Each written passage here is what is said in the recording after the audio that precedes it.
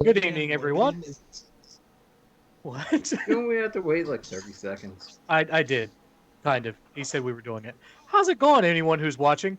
Um, we are not going to be playing Almora RPG tonight. We have a player who is otherwise indisposed, and rather than continue the story without them, we figured that we would take an opportunity to bring forth the first episode of Inclement Weather. Yes, we were serious. Yes, we're going to do this. So the format of the show is going to be that we are going to roll a d20. All of us will roll a d20.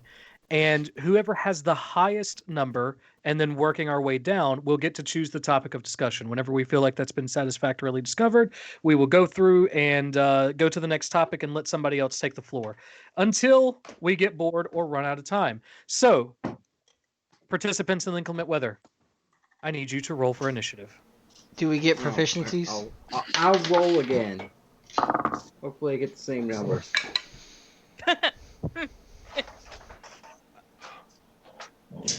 Okay. Okay. 15 to 20. Man. 10 to 15. Okay, Patrick and Robbie, what did you get? I got a 10. I got a 10. Robbie. Okay, the two of you need to re-roll. Patrick. Wait, what'd you I get? got a 4. I got What did you 4. get? No, what'd you get? I got a 4. Okay, I got a 15. I thought she said 15, and I was like, what? No, I got 4. Okay, so Patrick, then Robbie. 5 to 10. That's me. I'm in that zone. Okay, so Christine and Rob, what did you have? I got a 9. Okay, so Rob, Christine, you and I need to re-roll because I also got a 5. 14 for me. 11. Okay, so I'm next. And it looks like Allie is last. I got a 3. Nice. Man, my first roll was a 2. I was gonna win by not having to do anything. Patrick, the floor is yours. Okay, so, Resonant. We're Welcome to picking inclement topics. weather, guys. It was a full-on This is dad just the burp. We beginning. could hear the reverb. So, I'm curious, should we dive into topics that are focused on the game, or should we just go off on a tangent? Because I've got 2 different things could go right now. Let's start with the game because there's no way we don't go into a tangent. Yeah. Let's let's give well, the air of professionality because it's going to fall apart really quickly. Sure. And I guess I'd be interested in talking about like what inspired characters. And I'd be interested in hearing like from everybody on this. You know, what inspired you to make the character that you did, and I know I've got some things that like really inspired Theseus. So I've seen Minotaurs before, mostly portrayed as like barbarians and savages, or just like they're just straight up mindless beasts, and Yeah. they prowl these labyrinths, and they hunt, they kill. They're the monster that Jabba the Hutt throws people to. Subject to the whims of fate. Yeah, and like there's a lot to be said for like the labyrinth as well, but it's like I decided like in 4th edition, back in like when I played it in like I don't know 2010, like 2010, 2011, that when Minotaur became a player character option, I just thought it was really cool, and I could do something with rune priests and like geometric patterns being like a maze literally being like a symbol, like a rune that you could use to channel magic through. And I decided to go into that Greek angle as well, because like anytime I mess with Theseus or a character like Theseus, like as the Minotaur character, I just do something with Greek city-states, and it's something that and there's always the dynamicism between we are civilized and we are going places, and we are a beacon of hope in like another otherwise dark time, and we're descendants of a demon, a half man, half bull demon like Baphomet, who is just Minotaur Satan, and just like the epitome of all those things that I said before, just like a savage creature. So I mean that's where Theseus came from, is just like a balance between savagery and like being a scholar and like that Greek city-state mentality. Every time I put together a Minotaur character, there's like I use Greek names, and I just have a lot of fun doing that. I also decided to make him a bit of a book nerd and like a board game fanatic, like we did in the Rick and Morty episode when he just ran into the Jerry goblins that were just playing goblins and gizzards, or gizzards and goblins, and I actually riffed on that from my friend Anthony, who's like read up on all the erratas and like different like board game mechanics and updates as they come out. Shit that I would never have the mental capacity to keep up with, but he does for some reason. And I just decided that would be a really cool character mechanic, was drawing on like a real world influence. It's like I know someone who is like a character in and of himself that I can harness for this. So I made him a board game geek. It's like I have a real life example I can draw on. It's like my friend Anthony has very strong opinions about like, you know, the way 9th edition Warhammer is different from 8th edition Warhammer, Very is different from lawful Warhammer or- Fantasy or Bolt Action. It's stuff that I've never touched. So Yeah. those are just like a few things that have inspired Theseus, and I'm like really curious like what inspired like other people's character decisions, the way they've role played them so far, and like where they first came up with their character concepts. Because I mean, Theseus is a lot of fun. I've been batting this character around for about 10 years now, and like this is like my first opportunity to really do something with him. Awesome. That's very in depth. Do we roll for who goes next? Yeah, who No, wants to go Pat- next on that top? Patrick man? has the floor, so I'll let him choose who he wants to hear from. I mean, that. I'm okay going in initiative order on that. Like, you know, I'd love to hear about like, you know, like fucking Robbie's character creation process. Like, that's gotta be a fucking trip. I feel like I get to look inside the mind of a madman. Like, Robbie is next in the initiative order, so go ahead. Yeah. Well, I guess I was just trying to make a bit of a more serious character this time, because my other character in this other game that Brian and I are in, and Rob, is based on Guy Fieri, and I didn't want to do that in this one because I don't think that everybody would want Guy Fieri to be around for all this time. But he's really fun. But no, this one was just I wanted to play a ranger, but 5e rangers kind of suck. So Brian and I worked out to do some of the Unearthed Arcana 5e ranger stuff, and have a little bit of make them a little bit more functional, I guess. Have at least like one strength instead of being mediocre at everything. Could at least do something. And I wanted to have a pet named Herschel, because Herschel's a cool name. I like... That's a name that you don't hear anymore. I mean, when's the last... I should probably look it up, but when's the last time somebody named their kid Herschel? Look up birth certificates and see where a Herschel is. that is a fucking like 1800s ass name. Like, Very It's a deep good South one name. Yeah. yeah, But extremely southern. and who names their pet Herschel? I mean, you know. But at least you can give them the nickname Hershey, you know.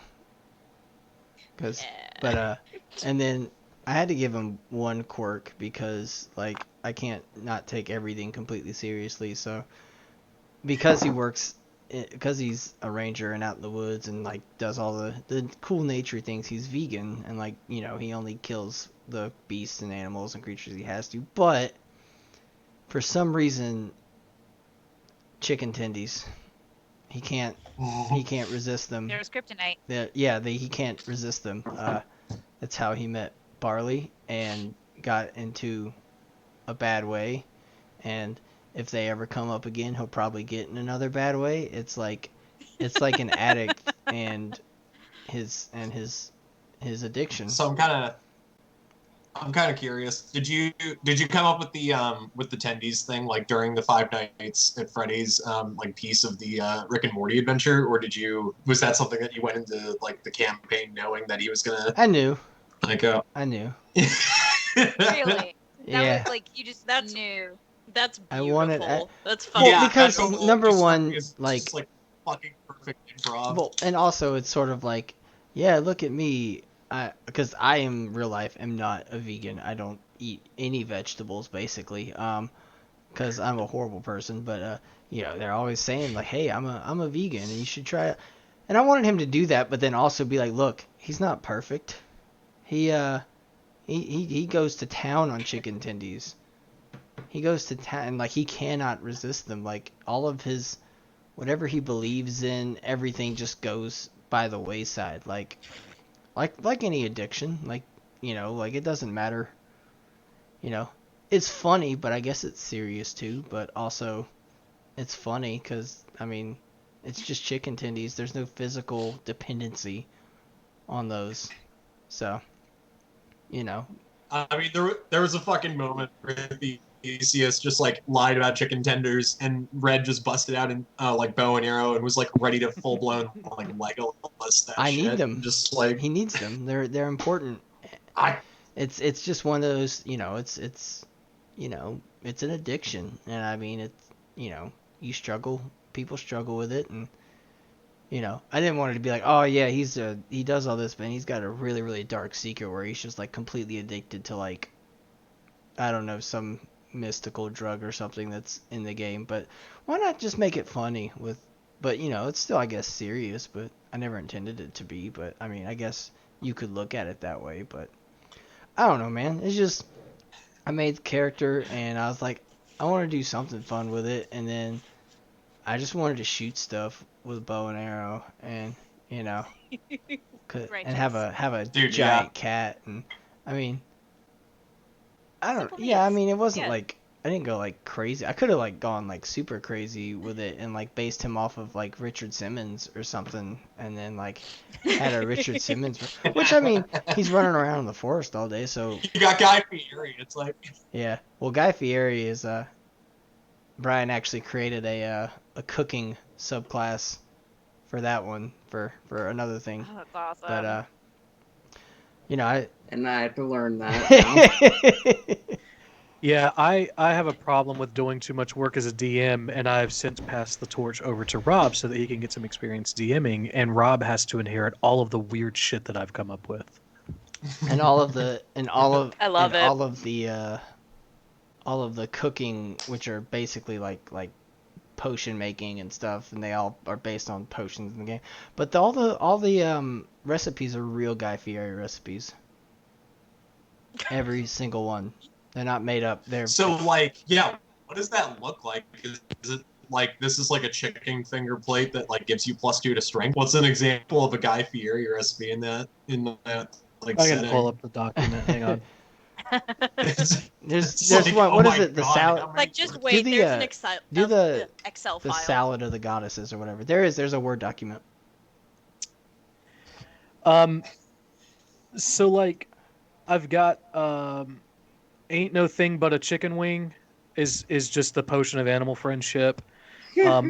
Dragon's breath chili is a potion of fire breath. And these are actual recipes Um, from him. He calls his yeah, dragon's breath Jesus chili. Christ. The mean green is a potion of poison. The sea donkey is a potion of water breathing. That's a mixed drink that he came up with. What is the salad one? I think it was like a potion of like This is- strength or something. I'm really happy about this one. The 4-bean relish is the potion of gaseous form. Yes. Yes. Relish and then just like Salad of the goddesses is the potion of Yeah. blow it invulnerability. away. Yeah, and shout out to Guy Fieri. This guy officiated like hundreds of gay weddings, like all at once. He did this one big ceremony does it for every a bunch year. of folks, and He does it That's every fucking year. awesome. He's a fucking That he's and, a like, fucking champ. He gives away. Get it, buddy. He Get it with those supports a fuckers. lot of service industry workers I'm gonna as fucking well. like and subscribe to the Church of he's- Guy Fieri. That's kind of why I did it, cause like Yeah. yeah, he's annoying as hell on TV, but like he's genuinely a really good dude. You just have to get past Guy Fieri.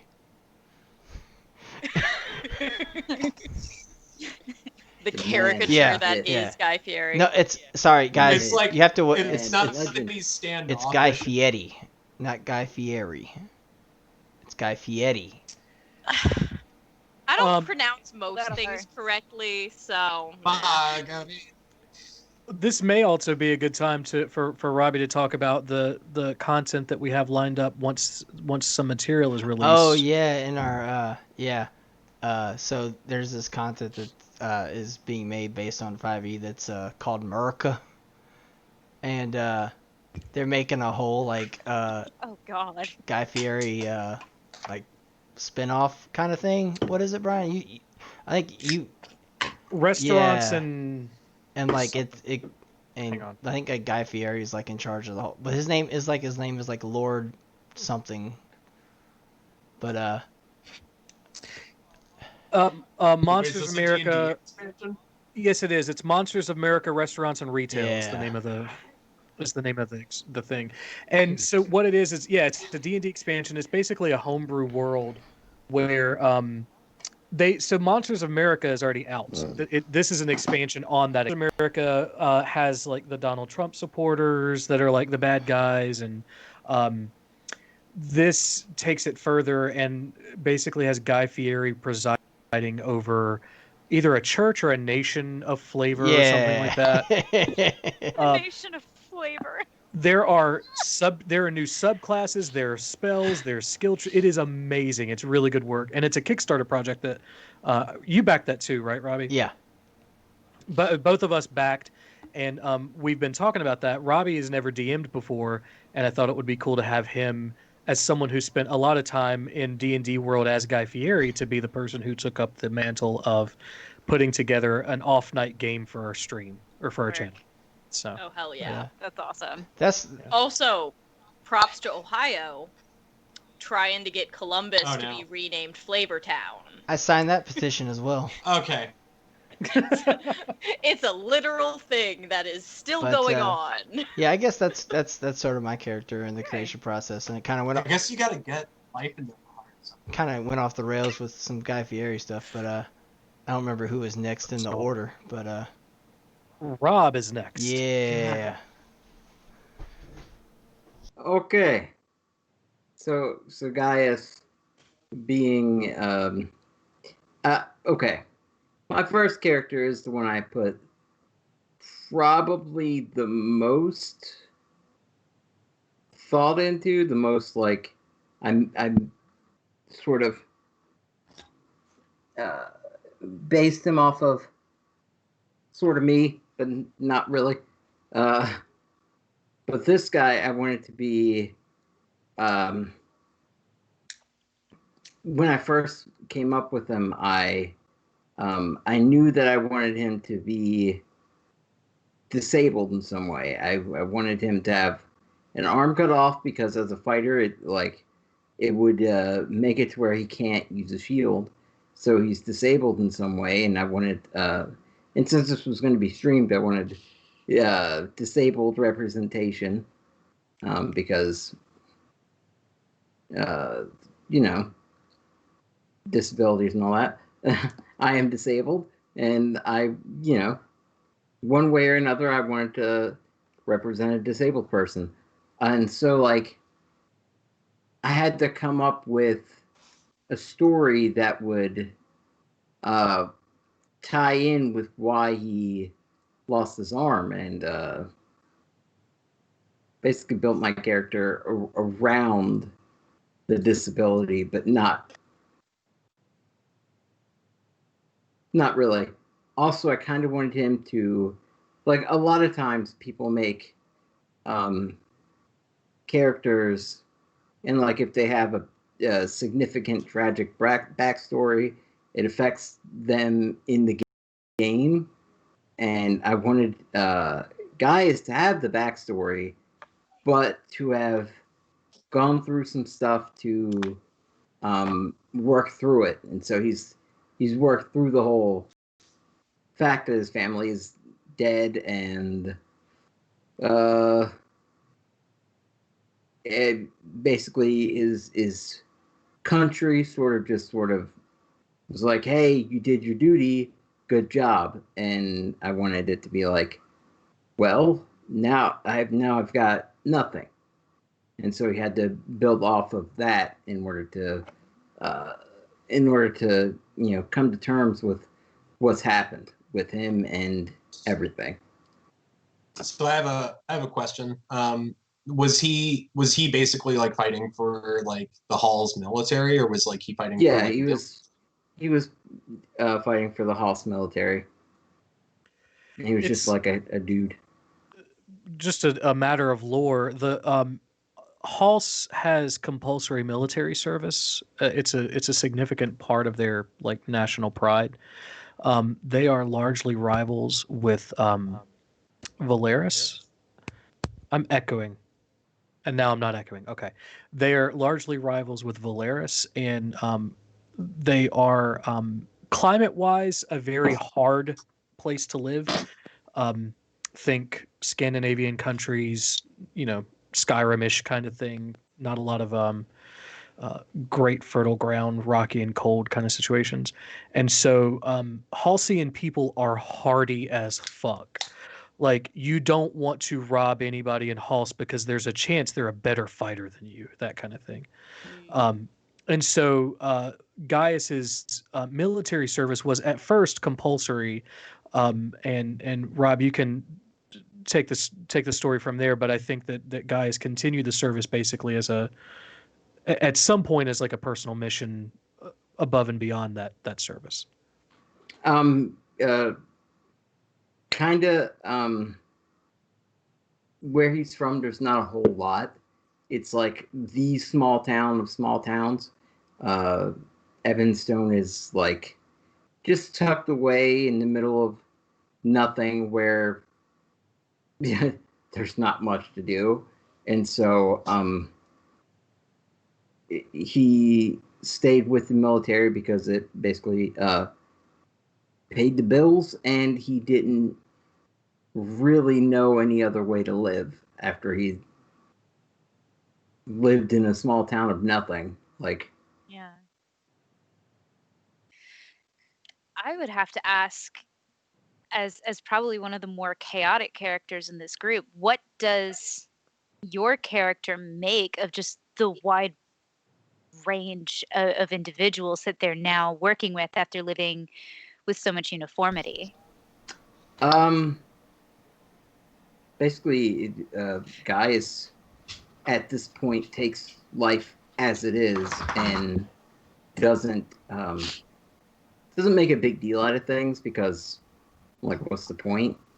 Um, People are people, and things happen, and sometimes you can't control anything. So, yeah.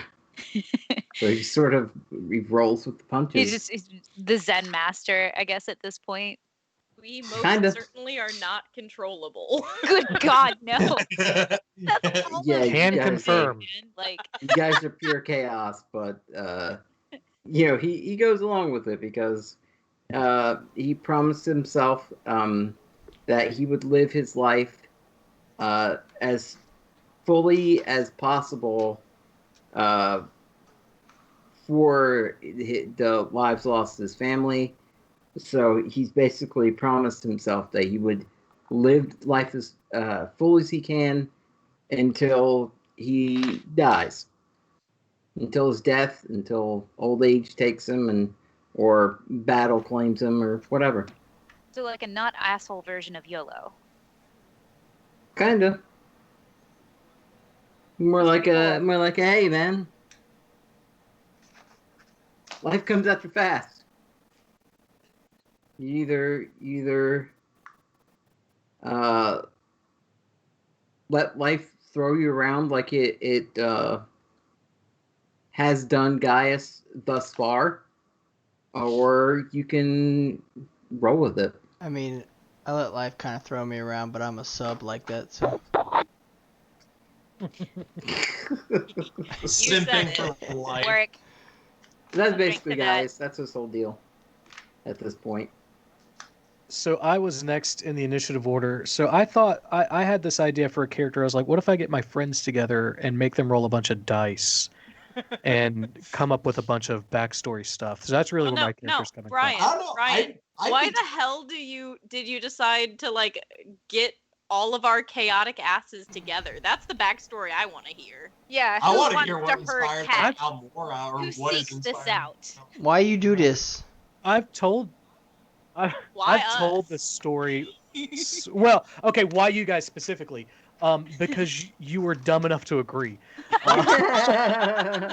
Excellent deflection, sir. You're unmoved. Yeah. No, I mean, D&D has become something that's really important to me for a lot of different reasons. Community being probably first and foremost of those reasons. Um, I hope that no one from the other group is watching, but one of the things, well, one of my other groups is watching, but one of the things that I've noticed is that there is, while they enjoy the game, there's not as much chemistry involved in that, and there are certain sessions that suffer from that. Um, I think that each of you as players understand the balance between being someone who is serious about combat, as well as role play, as well as backstory, as well as world exploration. That ultimately makes something that's a lot more engaging for people to view. Um, and it's a lot more interesting for me as a DM to work with you guys as players, because I know that um, I can build a world that will actually get explored as opposed to just throwing a bunch of combat at you guys. Um, so like each of you, for various reasons, bring something to the table, in my opinion. Um, Sarah, who is not with us tonight, obviously is outstanding at animal voices, so we really needed that in the good. crew. It's we were at a movie thing with a friend last night, and she was our friend had a dog, and the dog freaked the fuck out when she started making dog noises at her. Like the dog was looking at her and like pawing, like you you know what I'm saying? It was weird. You! She's You can she's understand me! Understand she's me. so good at it. It's insane. Christine has a background in theater, and so obviously for role play and improv, that bolsters the situation. Um, Patrick Patrick is an OG well before I was. Patrick and I went to college together, as well as Robbie and Christine was there too. But I would there. walk. Yeah, yeah. Well, we You were know, all I at the same had college. gone before like I got to Bard though, Christine, because like I think you were a senior when I was like just a freshman. I Like, transferred out 2 years in too, Yeah, so that might have been another okay. reason. yeah. Yeah. Um, so I remember walking by a particular room at the end of this housing that we had called the Village, and I think it was like every Friday night I would see Patrick and his friends and they're playing D&D, and I was just like, I don't get it. Like, that's not for me. And here I am fucking DMing a game for you now. So, but at the time, Joke's on you, yeah, seriously, sucker. it took time. But like Patrick has been doing this at least since 3.5. Did you start on 2 or 3.5? No, I started on 3.5, and like my first game would have been like 2009, when Martin DM'd for our game, and then like my ex would ran like a few games after that. I've run a few games, but like I just bounce back and forth between being a player and being a GM, so it's just like yeah. Yeah. So Patrick's been doing this for so long that whenever I said I need like high level interested players, he was the first person. Plus Patrick and I shit post a lot on Facebook, so we already had like a bond through that mutual respect kind of thing where it's like I see you. Yeah, game recognizes great games, so Yeah. But yeah, so I knew that, and then Patrick knew Allie through, I'm assuming that was originally through gaming as well, right?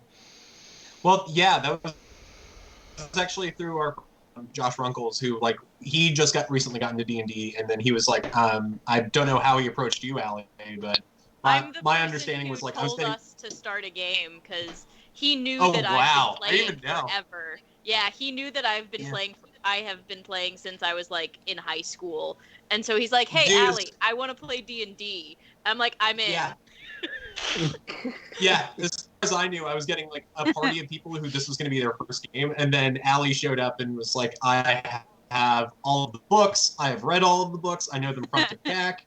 Just like, and my style, like there are several ways you can approach D&D. There is, I know all of the rules and I know all of these books inside and out, front and back, all of that. And then there's my way, which is almost purely improv. Like you just make everything up as you go along. Love it. It Um, was a match made in heaven, man. so yeah, we That we explains why you're like the wonder pair, especially at the beginning. Like I really love the way y'all play off of each other as the characters you play this time. You would never have guessed that we did not know each other until like 3 months ago. Nice. so Patrick was able to bring Allie into the group, but that's how I knew Patrick. Rob and Robbie are in another group. I and X got me into D&D, and then they were peripherally involved. Well, Robbie still had, you already had Fury Fist as part of that group, and then we brought Rob in after that didn't work out. And Rob is also my cousin. I don't know if this is clear nepotism. I'm just trying to get my family rich at this point. With all the money that we're making from these sponsorships. But yeah, so I brought Robin through that. Please sponsor us. Yeah, and Please Robbie sponsor us, yes. Yes. Robbie got You want involved that because money, though? I assumed that Robbie didn't want to do a weekly session because, you know, I knew that he was having fun with Fury Fist, but like that was sort of the extent of it. And I was like, I don't know if Robbie's like super into it, but I was asking him a lot of like, so for example, between Valeris and Halse, there is a wizard-made canal called the Palix Canal, which was basically like a peace treaty of shifting the earth, saying like we're going to put a physical divide between the two nations, and we're going to leave each other the fuck alone from now on. Didn't work out, but that was the goal. So I was like texting Robbie a lot, and I'm like, hey, what the fuck happens when you just create a canal? Like, how does Confluence work? Because Robbie, all through college, would just read random Wikipedia articles. And so there's legitimately anything that you want to know about, you can probably ask Robbie, and you have a 50-50 shot of him actually knowing a lot about it. Hell yeah. And yeah, Do we roll a percentile die, or like how does that work? I think Robbie rolls the die. Actually, I think it's in his hands. But I was like asking him all these questions, and he was like, "What the fuck are you doing?" And I was like, "Oh, I'm working on this stream thing, and I'm building this world." And he's like, "Do you need another player?" And I'm like, "It's weekly." And he's like, "Yeah, I'm fine with that." And I was like, "Oh shit, well then yeah, come on." And so Nice. yeah, because you know Robbie's probably the most responsible person that I've ever met. He like gets up early and works hard for his job and shit. And I was like, he knows better than to get involved in a weekly D&D game, and he doesn't. So he made that mistake as well. So yeah, that's how everybody get involved. And the question of like where Almora came from, it's been something I've been sitting on for a while. Actually, I bought Wonder Draft as a map making tool for other sessions, and spent a lot of time at my old job just making maps. Because my old job, I was a planner for a small municipality, and map making was actually something that I did as a part of that. Like anytime you want to look up your local government maps, I was doing that anyway. Oh, sick. So I could trick them into thinking that I was doing actual work when I was actually making D&D worlds. And so Yeah. Classic. we used ArcGIS for all that other stuff, but like as long as I kept the color schemes consistent, no one noticed the difference. And so, not, I mean, unless they like sat there and looked at it, in which case I would minimize it and be like, oh, let me show you this email. And so I spent a lot of time like thinking through like what kind of world I wanted to exist. And I landed on this. There are a lot of like Easter egg type things in there of just like things that I really like. So for example, on the island I have a giant ass map on the wall I'm having to look at to reference this. On the island just northwest of where you guys are in Parif when you get there, there's an island where the three main cities are Dor, Tosca, and Hirieth. And those are words from other languages. Dor is Dor is, I think, a Romanian word that has to do with being like homesick and nostalgic. Tosca is a Russian word that has to do with like the sickness of nostalgia and longing, and Hiriath is a Welsh word that has to do with nostalgia and homesickness. And in another D&D game that I actually play in, I named the character Dor Tosca Hiriath because his whole thing is about trying to go home. So the cities are just his name broken. Like there's all kinds of like weird shit where I put that in there. Um, and so I like was it's been wondering this. where I knew the name. Yeah. So like there's a bunch of stuff of just me putting things that have been important to me or interesting to me. Cities that I thought like as I've read other fantasy fiction and watched movies and played video games, I'm like, man, it'd be really cool if they did that. And I was like, well, fuck it, I could just do that now. Um, so yeah, it's been a thing where like it started as just me kind of piddling around and then shit kept getting dumped into it from my brain and here we are. So. Did you put Brent Weeks in here somewhere? Where is he? Brent Weeks is uh uh yeah, actually Pyre Jelly is canon in Almora. Ah, Sweet. Yeah. But it's Pyre not But nobody has rainbow powers. Pyre Jelly, Pyre. But yeah, it doesn't come from Luxon. It's just it's an alchemical component. So basically think napalm. Okay, gotcha. Sweet. Vita Gotcha. needs. speaking It is rare, but it is available. Absolutely a pyro. speaking of Vita needs, We're in the scene. we need to know about Yeah, Vita. Vita, you are next in the initiative. Oh, okay. I'm gonna step away. Cool. First thing about Vita is that they are inspired from the whiptail lizard, which is this lizard I learned about from this show called Ologies, hosted by Ali Ward, and I fucking love ology. it's the shit, man. It's awesome. I love you so much, Christine. I have not heard of ology. Check it out. It's a podcast. Her whole thing is ask smart people dumb questions, which, like, hello, this is everything I am. Anyway, they were talking to a herpetologist, and they were explaining about this one lizard that they were studying called the whiptail lizard. And what's unique about this creature is that there are no biological males within the species of lizard. None. They are fully all biologically female. They are born basically with perfectly viable genes that, like, when one female kind of does the mating dance with another one of them gets pregnant, essentially, like via the I guess through the ritual of the mating dance. I guess I haven't looked that deeply into it. I could, but I won't. Kind of, I really liked this idea, and I'm like, oh, I want to play a character that's different. I also very particularly wanted to play a character that had a very distinctive character voice, so that when I was speaking as myself, it was extremely clear. Well, And it's it like kind the of, voice acting that you've done so far, like even between two characters, is just like fucking excellent. thank you. Freaking Shrek Yeah. Vita. Character phenomenal. acting is my shit.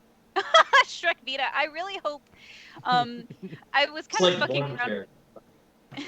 Shrek Vita was phenomenal. Thank like you. Vita, like themselves, is beautiful, but like Shrek Vita was phenomenal. We were working with it. It's so Yeah. good. Yeah. Yeah.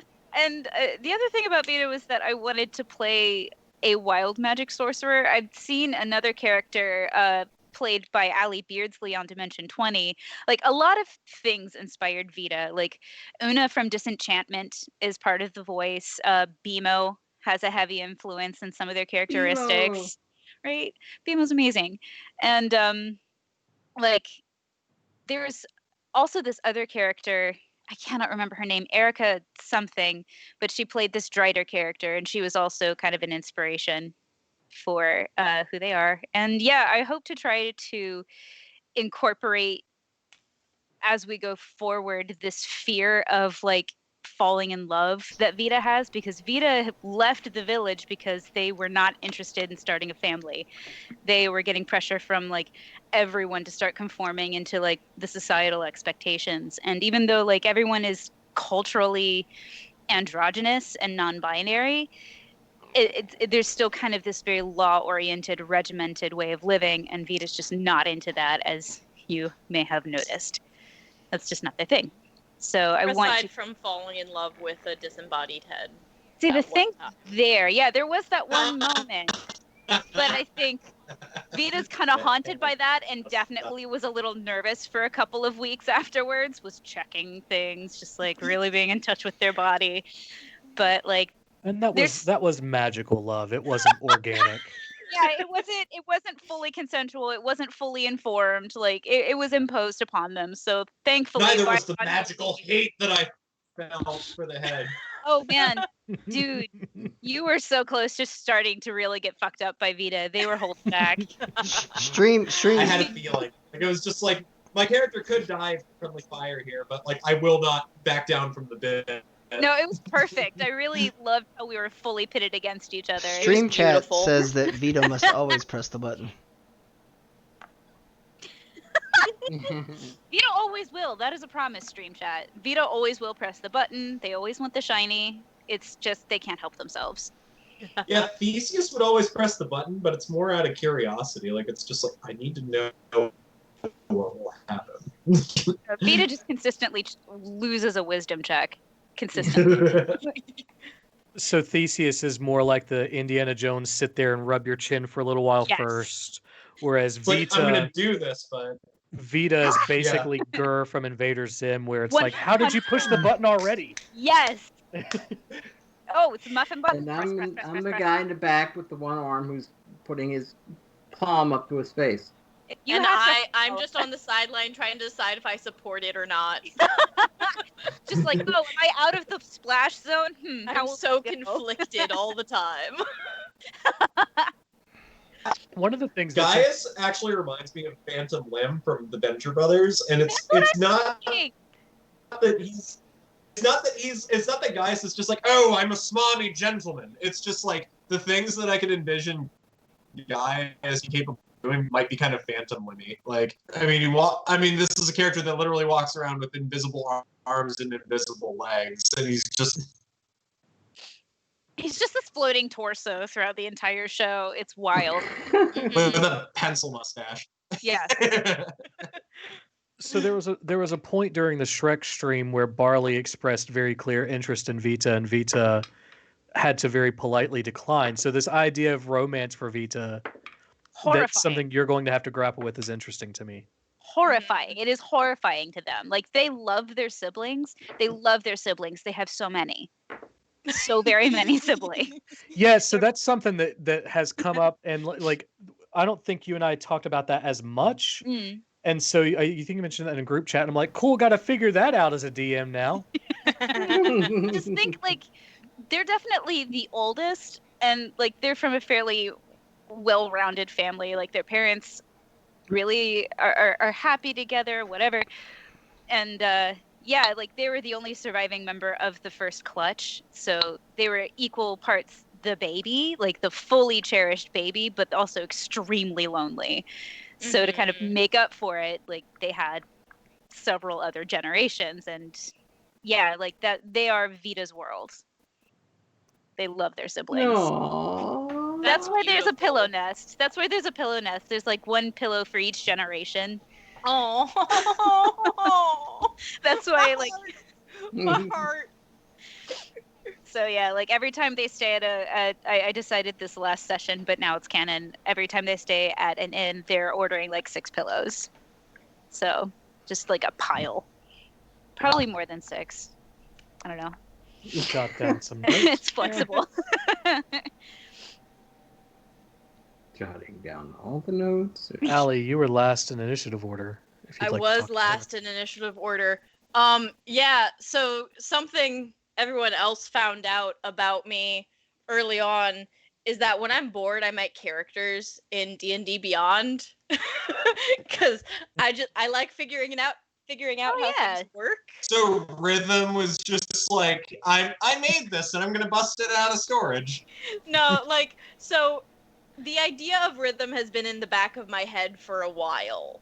But like a lot of it came from just fiddling with D&D Beyond, and honestly Rhythm came because of a homebrew backstory in D&D Beyond, which is like something about like being like from the forest, like more than just the idea is like the forest is your happy place, and that like the forest protects you and helps guide you where you need to go and keeps you alive. And I'm like, this is the perfect backstory for like, this is the perfect background for a druid of like, there's got to be something about the forest that like initiates you.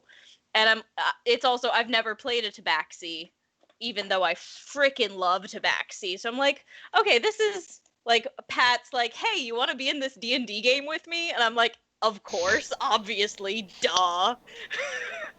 And I'm like, okay, So- I'll finally play a tabaxi. I'm just having trouble telling, and I think it might be because of the background, like clipping and like sorting things. But are you wearing the cat headphones right now? Oh yeah. There it is. Okay. Okay, just had to check. On brand. They block out on when I use a background, and it makes me sad. No, but like, I absolutely recognize them even without the ears. So I'm just like, hang on. Yeah. But like I've never actually played a tabaxi, and so I'm like, okay, I'm definitely bringing this in here, especially like hearing that Pat was playing a Minotaur. I'm like, cool, like abnormal characters aren't gonna be like The Adventures of Cat and Cow. cat and cow. But so I'm just like, I think I've read that one. Love it. this I've re- character was totally like all of the things that I never play, which is like dead parents, check. Tragic backstory, check. Hating civilization, check. It's like all of the freaking like stereotypes of a person's D&D character that I never use. I'm just like, nah, I'm gonna throw them all at Brian. I don't know this dude at all. I'm just gonna give him everything. I can handle it. But it's like, it really was just, I mean, you've done well so far. Thank Yeah. you. it really was just like, what are the stereotypes that I never use? And so I'm like, okay, these are the things. And then with that background, I'm like, I'm gonna have an awesome mom who finds me after being abandoned as a child, and then she's gonna die, and that's gonna be Good Well, God. Nice. God, Does woman. Theseus know any of this? Like, they've been No. adventuring. Okay. We've Fully been together close to for that. like a couple of weeks adventuring, and no. And then, yeah, just you like probably prior know to my the- mom's dead. That's Yeah. probably it. But like, you probably do not know like the entirety of my story, which is like I was abandoned as a child in the forest. This like human woman found me. She taught me like how to take care of nature. Like I had natural gifts of like natural druid gifts that she kind of helped Yeah, out. Theseus has had such like a pampered upbringing compared to like fucking that. Yeah, but it's like, and then the like crux of it is like the only mother I ever knew died, and then I realized how fucking like xenophobic the town that we lived in was, and so I was kicked out of my home. And so I'm like, okay, back to the forests I go. Do do do do do. Thinking of a baby tabaxi and just how like overjoyed I as Christine would be to run into one. Like the idea of chasing out an adorable little cat person is just unthinkable to me. Yeah, So how? that's my Yeah, mom. My mom like how- found me in the forest when I was like a year old, brought me back to her home, Ugh. raised me. How long had Rhythm been on her own, like prior to the start of the campaign? 10 years. What does Rhythm make of the chaos that is this group? Like, She holy has crap. no idea what the fuck is going on. Well, it's like you're kind of chilling in the woods, and then this cowman comes along and is like, "Hello, I'm on a pilgrimage. Would you like to join me? We're gonna go explore the wonders of civilization and show people that there's good in the world." Yeah, and basically I'm over here. So the thing that you would know is like I've been in the forest on my own I like meet people along the way who are like on their own adventures. But I just like I'm like, okay, hey, how are you? Okay, enjoy your trip. I might see you if you come back by. Sticking in the forest, and then you come up and like, hey, civilization might be a good thing, and my brain's just like, no, no, no, civilization sucks. People suck. Like all of civilization is horrible, and you're just like, no, That give it a chance. They'll be great. And I'm just like, Yeah. what? No, no, Theseus and no. But then you're like, I'm bored. It's pretty much like your sheer like positivity and hope in civilization is like such an affront to Rhythm's personal experience that she's like, maybe this cow dude has a point. Like, could he know something? And so I'm adventuring with you because it's like either I want to like help you if civilization does suck and like be like, I've been there, it's okay, dude. Or I want to see that you're right and be like, holy fuck, civilization's not horrible. Well, it's like my character is the kind of person who would like encounter racism, and that was like built into his backstory. Was that he will probably encounter people that will call him like a demon or a like fucking cowman and like a simple savage, and he can just smile and be like, okay, and then keep going about his business. But He's also so big, like, no one's gonna fuck with him. yeah, but it's like I've run the character as a paladin before, like in another like very brief adventure. Like this one is already longer, and we're not that far into it, honestly. So far to go, but like he like it's just like local authorities would lay hands on him because it's like, oh, a fucking beast man is walking around our town, and it's just like impulsively he would just like gore one of them and like put them in the hospital. That's But that's kind of Yeah, how he and is. that's- Like, don't that's, like, touch him. Good. That's so much of the freaking like rock paper scissors is like, I want to stay outside. I don't want to go into town. Can we just camp? Can we just camp? Can we please camp? But I'm like, I want to give you a chance at the same time because like your hope in civilization fascinates me so Well, much. it's like- it's so fascinating to Rhythm that you have so much hope because I'm like, my hope was dashed when I was like 14. I have no hope. Well, Brian let me like make up a city-state that Theseus could come from, and like the whole idea is like it's like it's a civilized part of Paria, and it's Pariah. like it's and I like There's I no like the reason idea why that those it's two like words are similar to each other. But like it's like he comes from a city. Like this is for all intents and purposes a landmark city. But like he's also coming from like a civilization of these people who have a reputation, even amongst themselves. Like the whole idea of the city state of Bastia, it has like in its folklore, it's like we constantly need to be better than the beast that we were in our early days as a civilization, because we used to just like hunt innocent people in tunnels for food. And it's like they're trying to be better than that. That was I told Brian, I'm like, my mom found me in the forest. Like I am the only tabaxi that these people have ever seen, and so like tell me where I'm from. And he's like, you're from like the border, basically. And I'm like, okay, I get it. You're Central Hoss. Am I okay? Hazel Drum is Central Hoss because you are on. You're basically on the road through the mountain pass that Through the Theseus would have had pass. to have gone. Yeah. But yeah, so I'm just like, I was found in the like forest, abandoned, and so tell me where I'm from. But like the city I'm from are xenophobic assholes who kicked me out as soon as my mom was dead. Yeah, and it's where I mean, just for lore's sake, Paria is huge. And so there are a lot of like city states. It's a confederacy of people who basically just agree to work together for the common good and then leave each other alone. And so Vaskia fits into a really weird ecosystem where like it's right in between the Olgor Mountains and the Deplevry Hills. The Deplevry Hills that's a foreign word for two-sided, basically, and that's why I can't pronounce it. But they divide. I picked out the name Boskia because it was the Greek word for pasture, and then I butchered it a little bit and like made it into its own city-state name. But like, yeah, everything is cow related when I've come up with Boskia. Perfect. You guys are Perfect. nestled. You guys are nestled in between those two mountain areas, but like everything around you is wilderness, aside from a small Arakocra village above you and a small Orcish holdout below you.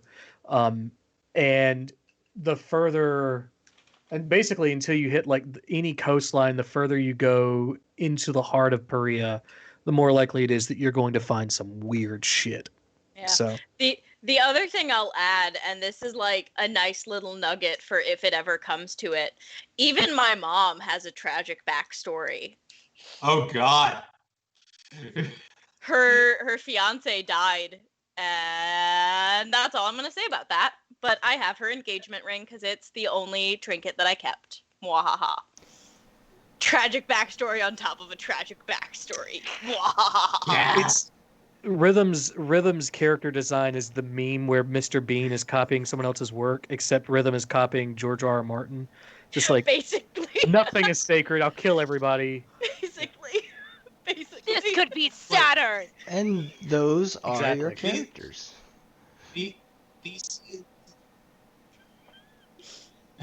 Yeah, that's Theseus is on like a religious pilgrimage, and like most of his family's okay. I left things a little mysterious because I told Brian it's like he has an aunt that went on the same religious pilgrimage, but she's missing, assumed dead, and I was just like, do with that what you will. I'm gonna stack. And it's like, yeah. Oh, I and think- I will. the other thing too, like about Rhythm, like I feel like I went so super heavy dark backstory because in Pat and I's other game, I am like nice little happy character who has a living mom and dad who love me. And so I'm Who's just like, also a necromancer. Were you gonna mention that she's also a necromancer? I was not, okay? It's fine. I love this. It's like sundress, skeletons. This is Yeah. everything. This is There's a- everything.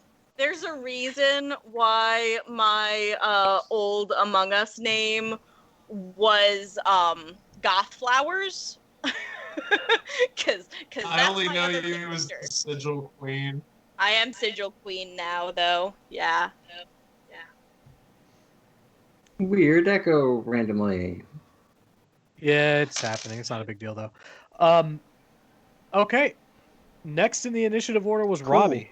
Since that only, What discussion would you like to post to the group? I guess, two things. Number one, I'm gonna keep you guys up to date with Stream Chat because Stream Chat's been telling us about their characters. Little bit of Oh, okay. Yes. involvement. Yes. It's only one, but one of them's got a pirate character who's obsessed with curses and getting cursed, and is a pirate. Obsessed with getting. Interesting. That's dope. I And also- fucking love that. And I'm Curse me, sure Daddy.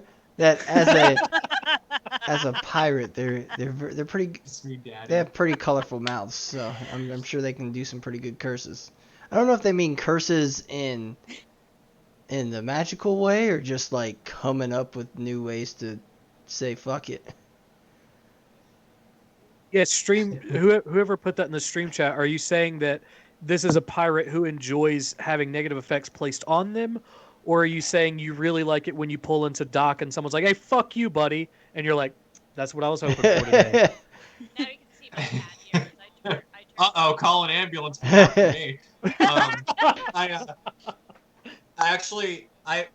I read Stranger Tides like a couple of years ago, and I really enjoyed it because it's like this pirate story from like the 70s, I want to say.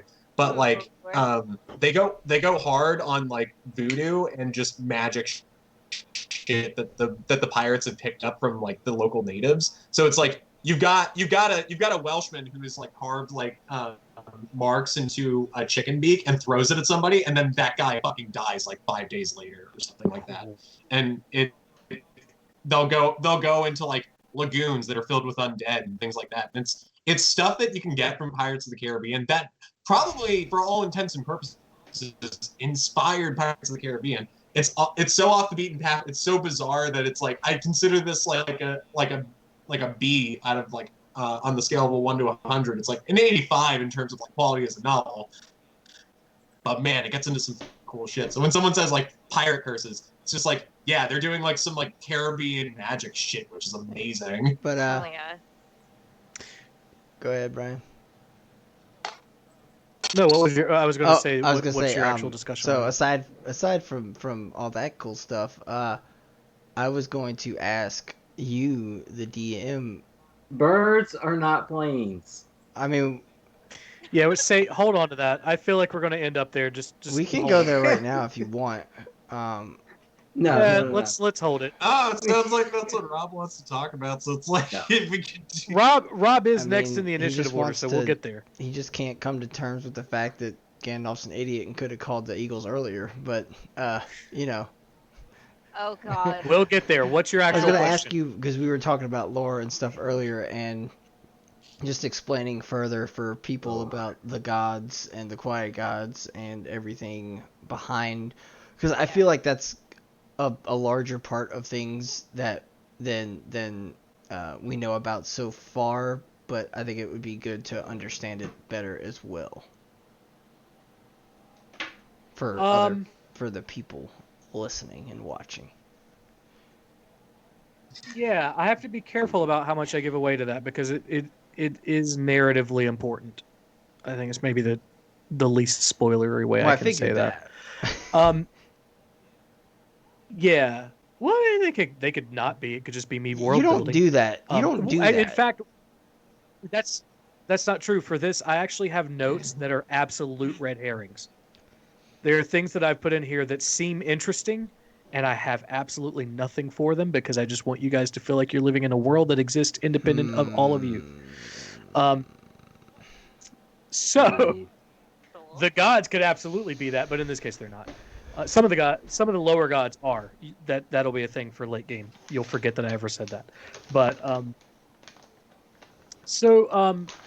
there are 3 quiet gods. There is Urdir, which is a god of righteous indignation, removal of obstacles, fiery sword kind of dude, and he's got like sharp teeth and a squinty, pissed off look on his face all the time. There is Nadel, which is a god of a goddess of compassion, who is constantly crying for the suffering of the world. And there is Ambin, which is sort of the balance of those two forces. They are. So I'm not religious, as anyone who's had to put up with me for more than 10 minutes knows. But I do. I'm extremely interested in the power of stories. It's one of the reasons why I like D&D, and particularly religious stories. And I think some of the most rich and interesting mythology that has ever been created comes out of esoteric Buddhism. And there are deities that from those practices that I've very loosely based those concepts off of. Urdir is a butchered facsimile of Fudomio. Nadel is a butchered facsimile of Kuan Yin, and Ambin is a butchered facsimile of the Buddha himself. But in creation myths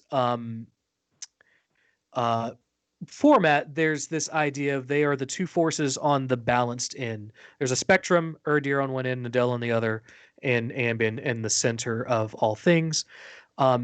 They're the quiet gods because they created this world. They created this version of the material plane. Is everybody taking notes on lore at this point? Oh hell yeah. Shit. I got too much booze. Sorry.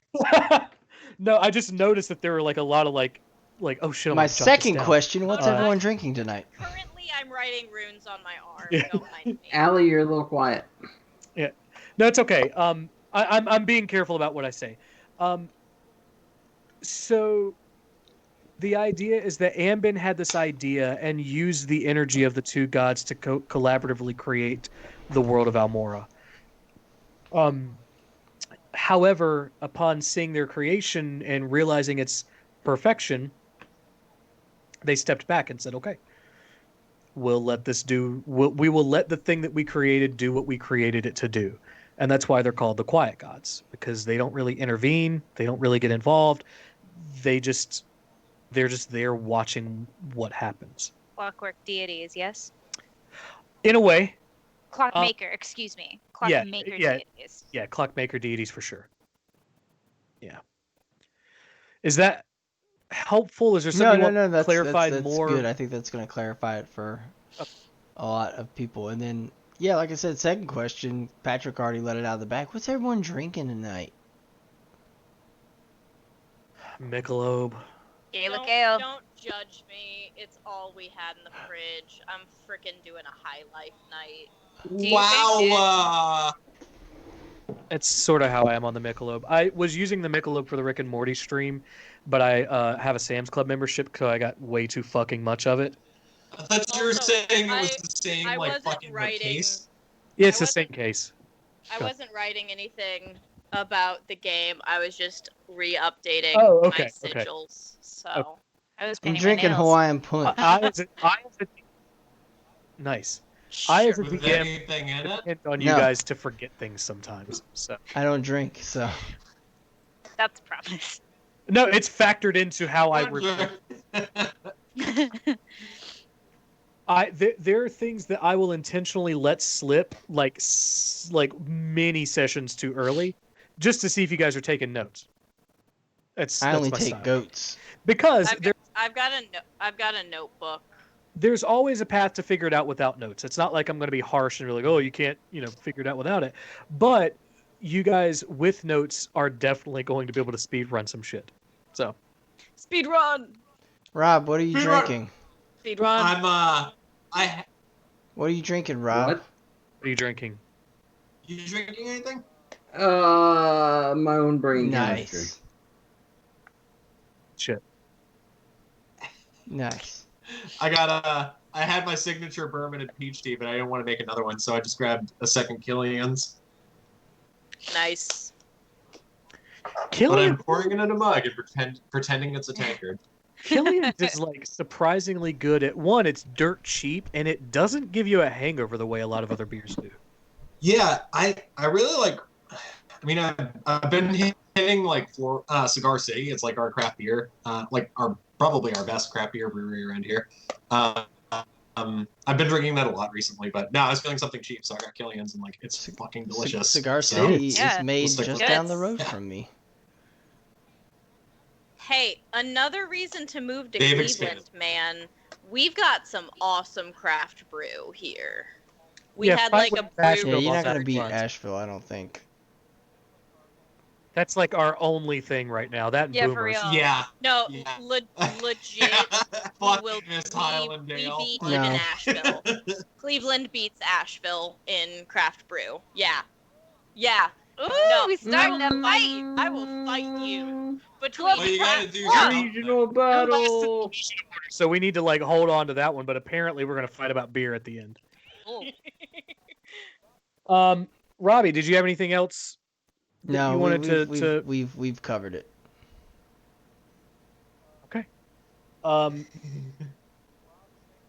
Rob is next in the initiative order. Are we going down this rabbit hole? No, not really.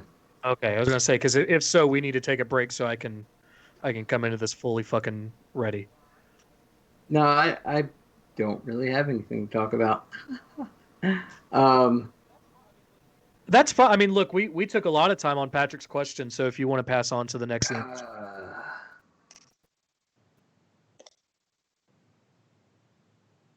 I kind of had a sort of big question, but then I kind of forgot as you were talking about the quiet gods. I'm trying to remember it, and that's what the problem is. Want to hold your action, pass to the next person. When it comes back, you can do that. I love how you can D&D rules of conversation. And I'm Stream just now chat's getting realizing into this. the beer discussion too. Weird. So Oh, we got Portland. and- Portland Yeah. Portland beats Asheville. Portland has. I'd be curious what they have to say.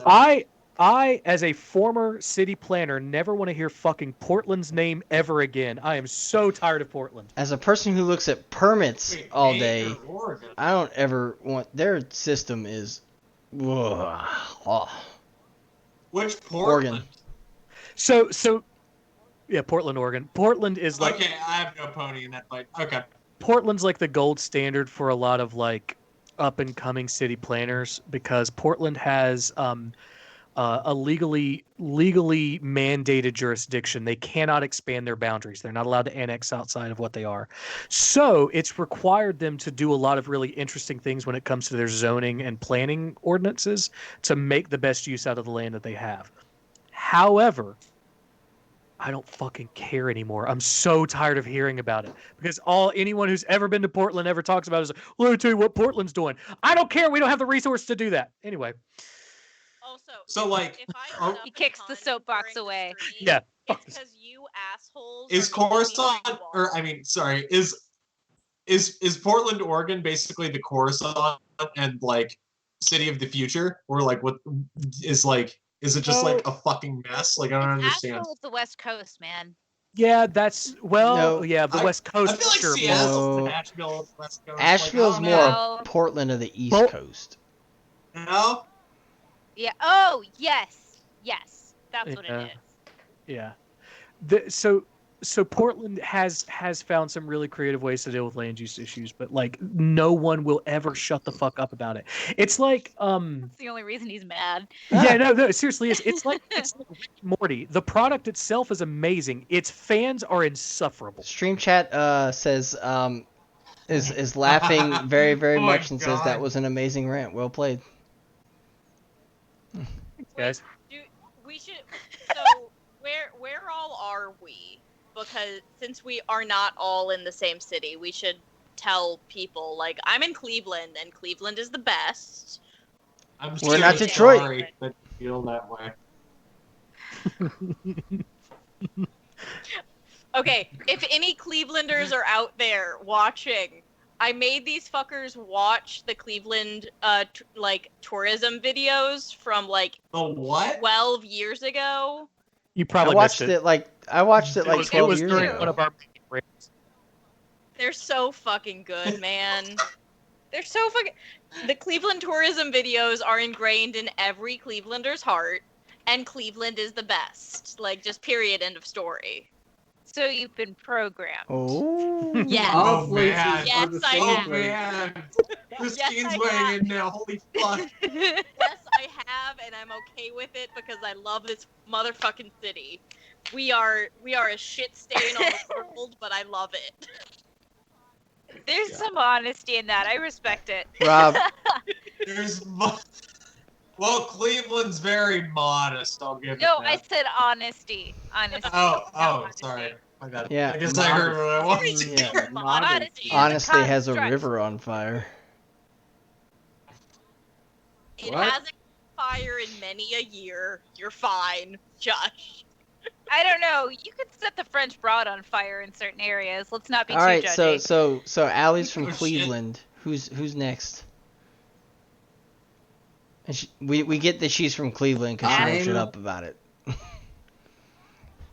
I will never. Christine, where are you from? I mean, I've lived up and down the East Coast. Asheville. Yeah. So that's where I'm. That's where you live. Yeah. Where are you from? East. Were you like born and raised in Hendersonville. Nashville, or like what's the deal with that? Technically, I was born and raised in this little in between area between Hendersonville and Asheville. It's called Mills River. That's where I used to work. Gave it away. Yeah. I don't care. Yeah. It's not where I am now. I'm actually in an underground bunker in Siberia. So There you go. So yeah, Siberia. because I like Asheville more than Hendersonville, I say I'm from Asheville because most people understand where it is. Yep. I do the exact same thing. Yeah.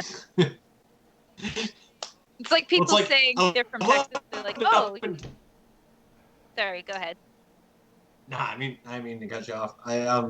I've lived up and down the East Coast, and I've lived in Tampa for almost 7 years now, and like this is the first place I've chosen to live, and this is paradise for me. So I mean, like, there's absolutely a scuzzy part of it. Like, this is like Sin City of the South, but there's also, you have access to theme parks, you have access to the beaches, and people want to like retire to this area and die here. And also, All of those sound like problems it's to me. Exactly. This is why I mean, Ryan say- is on the side of moving to Ohio.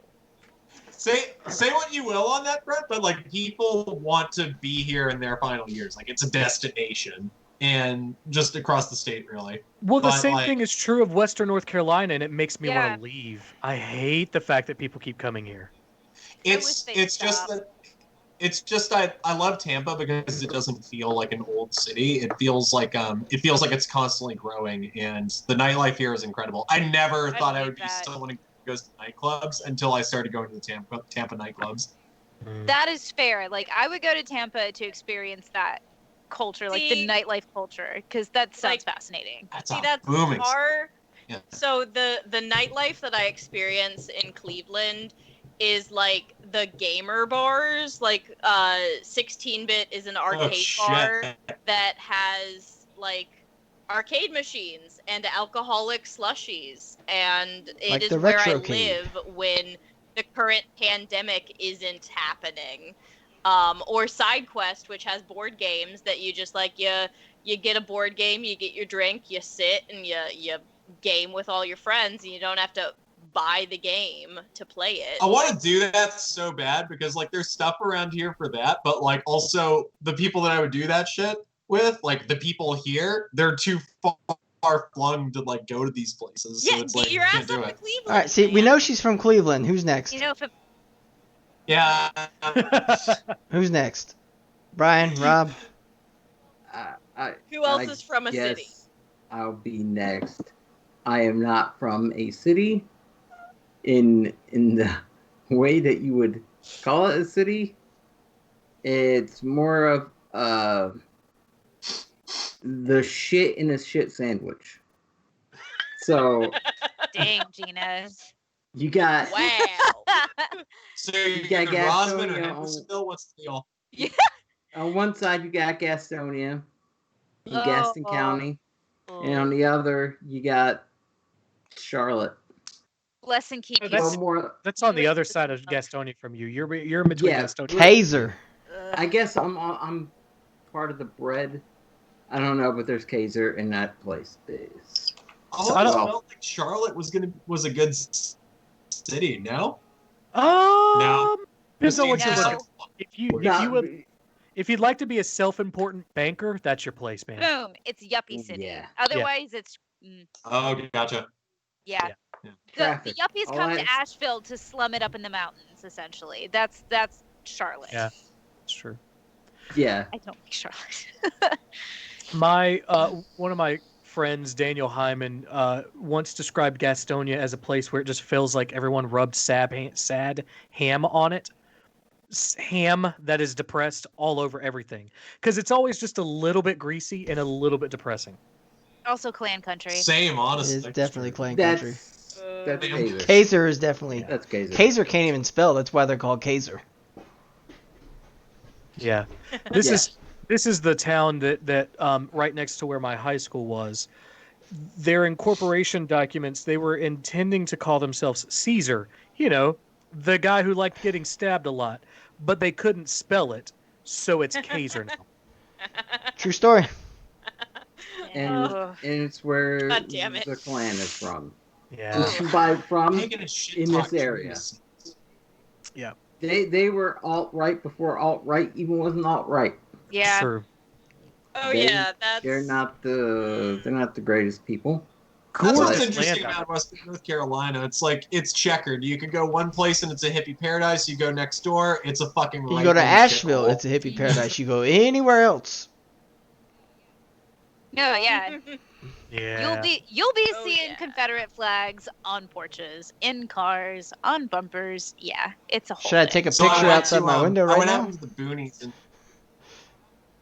I Ugh. went out into the boonies in Set it on Florida fire. to do some kayaking, and like I went down some rivers, and it was like the Springville, Brooksville, Ocala area, like in between all of that. So like North Central Florida, and I went off into the swamps in my kayak basically, and went down some rivers like where there were like shacks, and like there were people that like they had riverfront property where they would take their boats out, and I saw some creepy hills have eyes shit, and I saw some Confederate flags. I also saw some like beautiful fucking houses and gators while I was out there.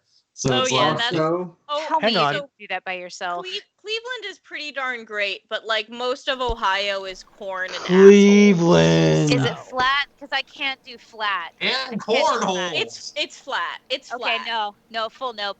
I need mountains. That's one Corn of the- flat Anx- assholes. anxious. I'm super interested in moving further up north, but I like Wisconsin over Ohio because they're rolling hills. Like I need something. We have some hills. Dude, Wisconsin a whole We have whole like lot of mountains now. within I'm driving from distance. Come to Cleveland. Cleveland. I'll There's hang out. there's a place in Madison where they just make burger burritos, Fuck you, Robbie. and I feel like a town that can support a burger burrito place is where I want to live. Oh, bitch. Oh, we've got that too. Cleveland. Literally. Dude, Stream like, chat just said. food- Stream chat just food said and is drink, Cleveland we got sponsoring it. this show. In stream chat. We've Yes! asked that in our group chat before. Sponsor, please. I will visit if It's Cleveland such a decides fucking simp for her to town. sponsor us. I will go. I am a simp for Cleveland. Like, Well, dude, stream Cleveland chat- is the shit. I Stream love chat this place. thinks. Do we need to have Stream an chat thinks that intervention? they're sponsoring us because that's all you talk about. I mean, look, if Give me they're that Cleveland money. Send It's it Yeah. all in. I talk about in our own little internal chat, so like none of these guys are surprised. yeah. I Brian, fucking love where are my you from? city. Not Cleveland. Oh, Oh, wait, Rob, I'm come not on, man. done. Tell us where you at. I'm not done. Rob's not He done. got shit. in his Well, you foot. said you were the shit Anyway, sandwich, though. Basically, well, to sum it up, Words? words.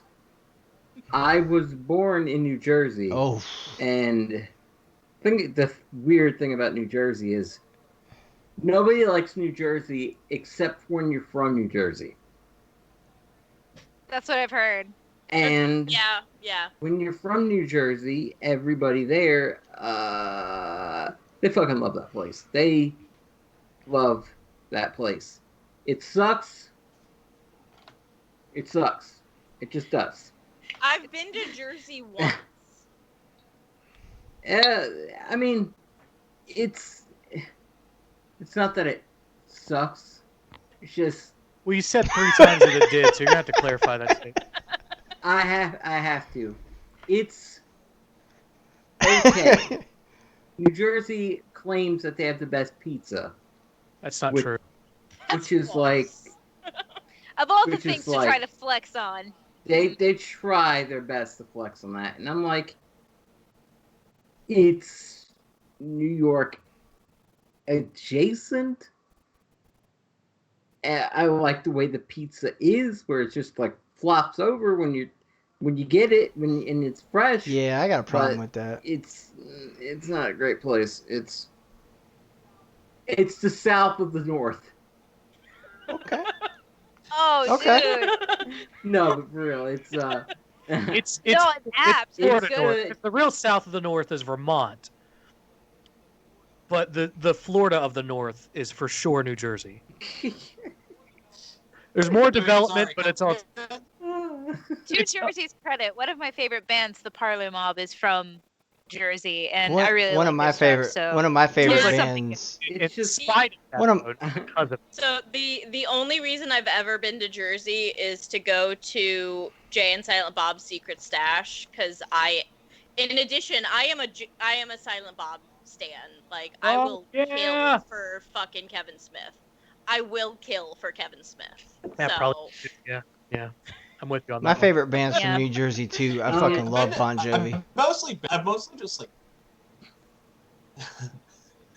I've mostly just like passed through Jersey, but like there was one time when I was in like military school, I was like part of the regimental band, and like we went to play for like a golf tournament, and fucking Donald Trump helicopter landed, and he like showed up and like made like a guest appearance and like shook hands with the members of this like military school marching band, and I made a point of not shaking his hand, and I'm really proud that I That fucking made a aged. point That of it, aged because, well. like, That to this aged day, well.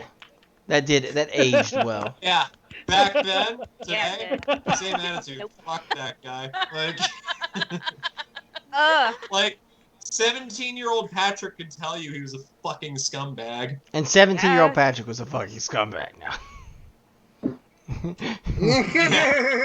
Not gonna lie, yeah. But Patrick was yeah. a good guy no Yes. matter what. Hey, we have a new follower from Amanan. It's Aumanan. Thanks, Amanan. If I butchered your name, I'm sorry. Are you a bot or like are you an actual person? I'm curious. Doesn't matter. It's a That is. follower. Okay, we're gonna Doesn't take matter. counts. We're not. It counts anyway. We're not. We're gonna Alright, gonna who's judge. Robert? Is that where you're from? But It is. but I'm like originally from New Jersey, and it's like it's not as great as New Jersey likes to claim that it is. But also, Shelby itself is just this is where I'm from. Because since I've been 4 years old, so I basically am from here. Shelby is just like it's not. I'm not even from like Shelby. I'm from like Waco, Shelby. Or just add the address. But You have Branch Davidians there? this, Wrong Waco. Dang. yeah, we're not the cool Waco, which is the uncool. Cool Waco. is No. probably not the right word for what they're known Hey, for. Okay, Yeah, so no, it's not the more I'll save interesting it for. Waco. We're I'll not the save it for fucked chat. up It's Waco. like it's the there's like it's just like there's nothing here, and all the more interesting places are garbage. So you don't want to go there either. So you're kind of just stuck in between like all these different places that just suck. Now, And, hang on. You guys have Woodbridge Mini Mart. That's all we have. That's like the place. That is You the guys- place. You guys Holy have. shit, that is the place. Yeah, it is. Like all the everybody goes there. All the drug dealers. Tom's Yeah, actually Tom. probably gets more of the drug dealers, to be honest.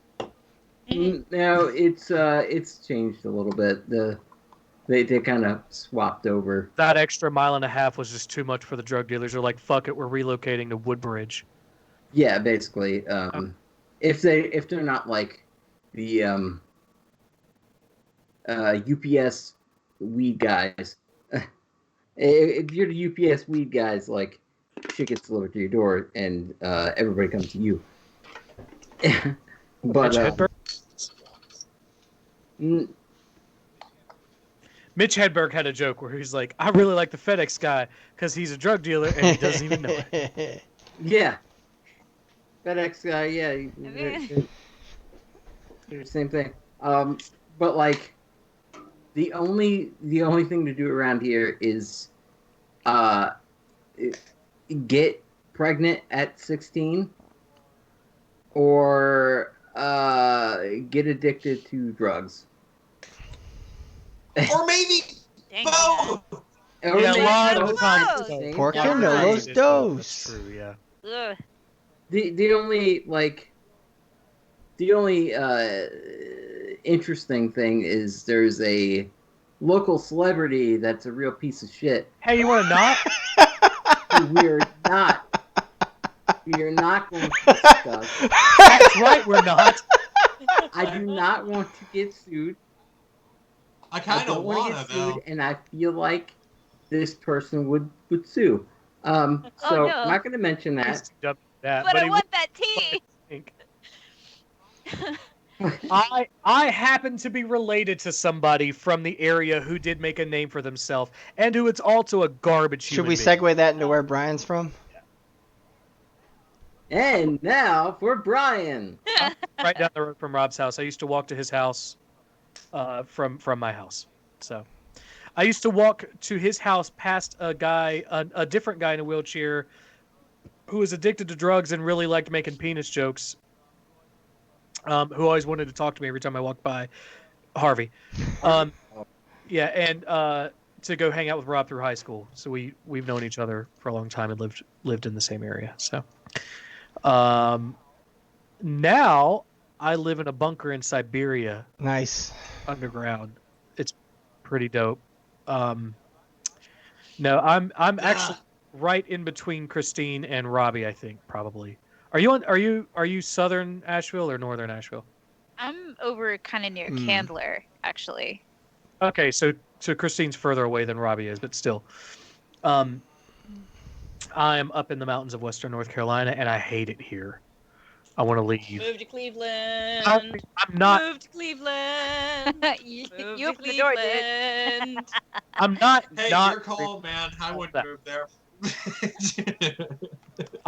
So I need a job that pays well enough for me to do that. That's the big obstacle. There are other things that we can talk about outside of this avenue that would also be a factor in considering whether or not I move completely north of where I am. However, I've like 85% sold you on Cleveland, though. you need to sell someone else on Cleveland, and I know. It's happening. I'll do it. I'll work on it.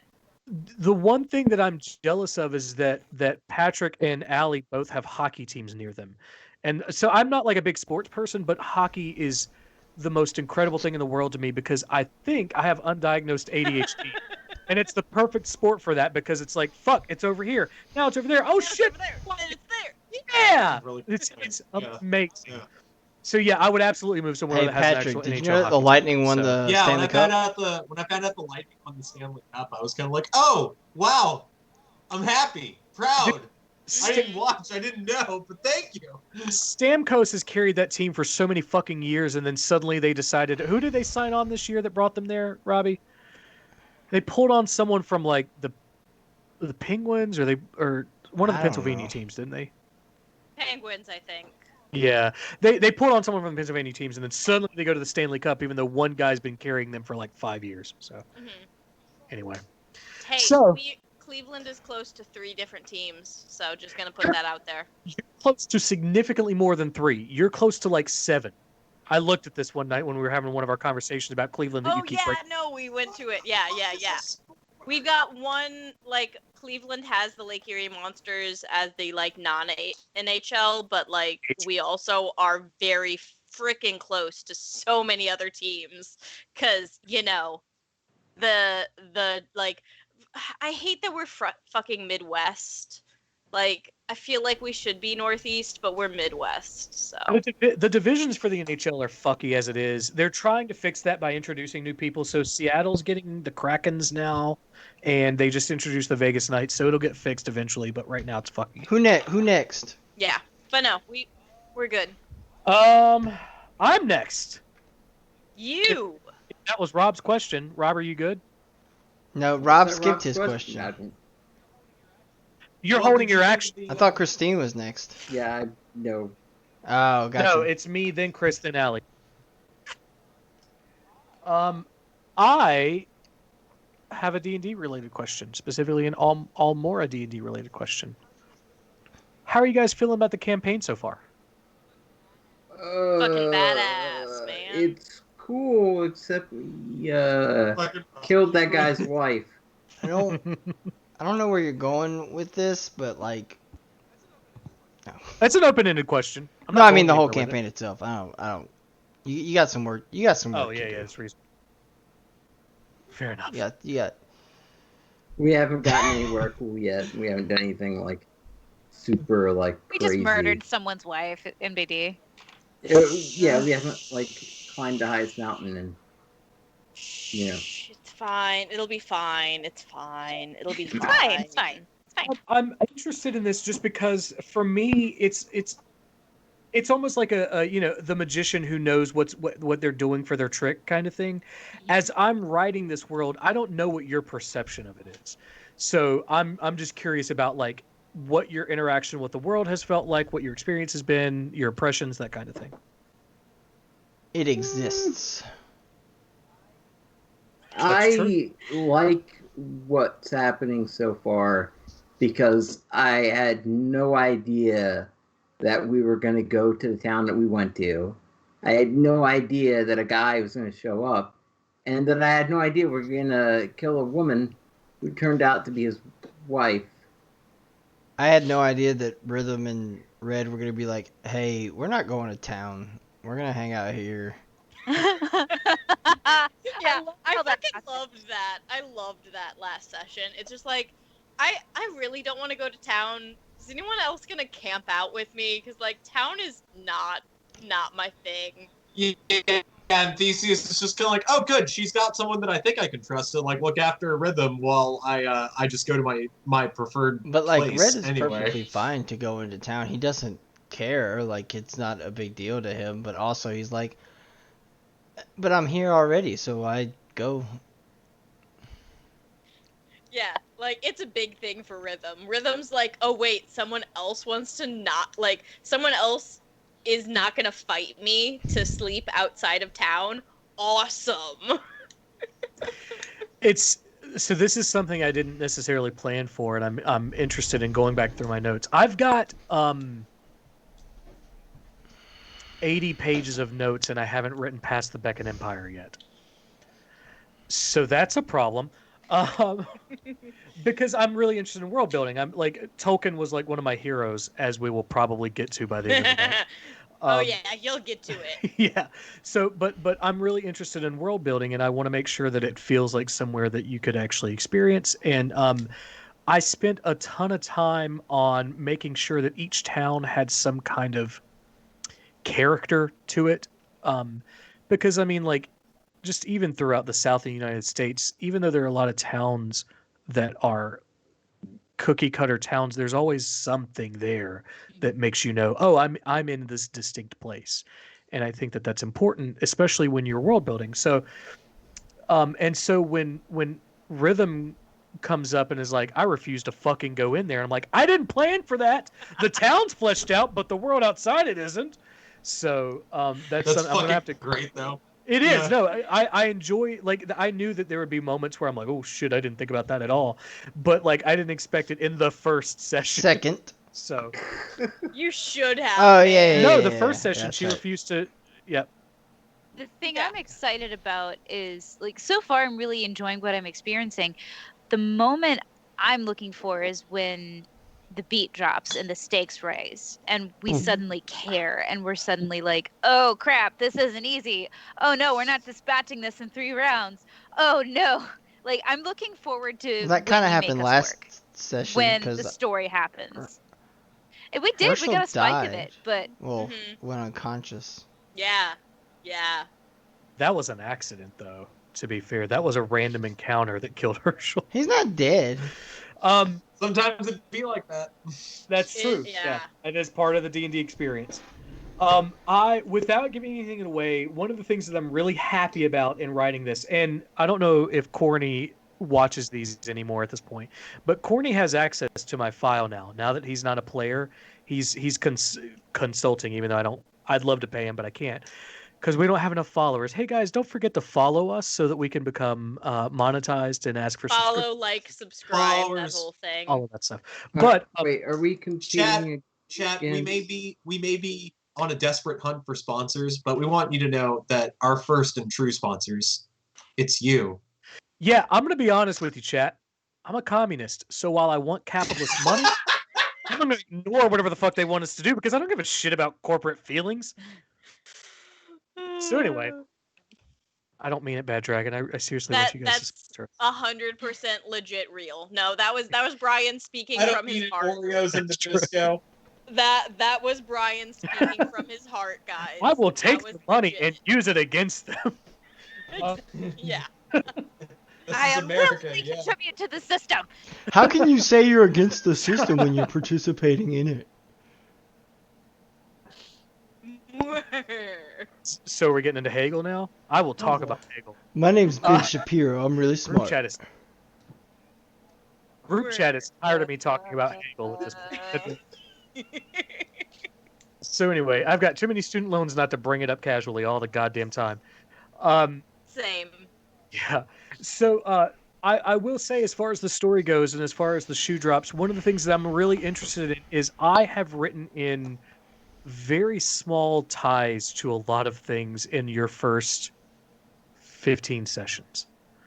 That I'm so hoping that you will not notice until it's too late.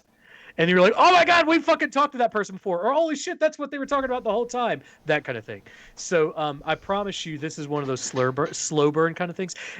I hope that this ends up being like The Wire, where like you really need to pay attention at Did first. you finally and it watch The pays Wire, off Brian? if you do. Hey, you want to fuck off? Oh, did I call it because you ain't watched it yet?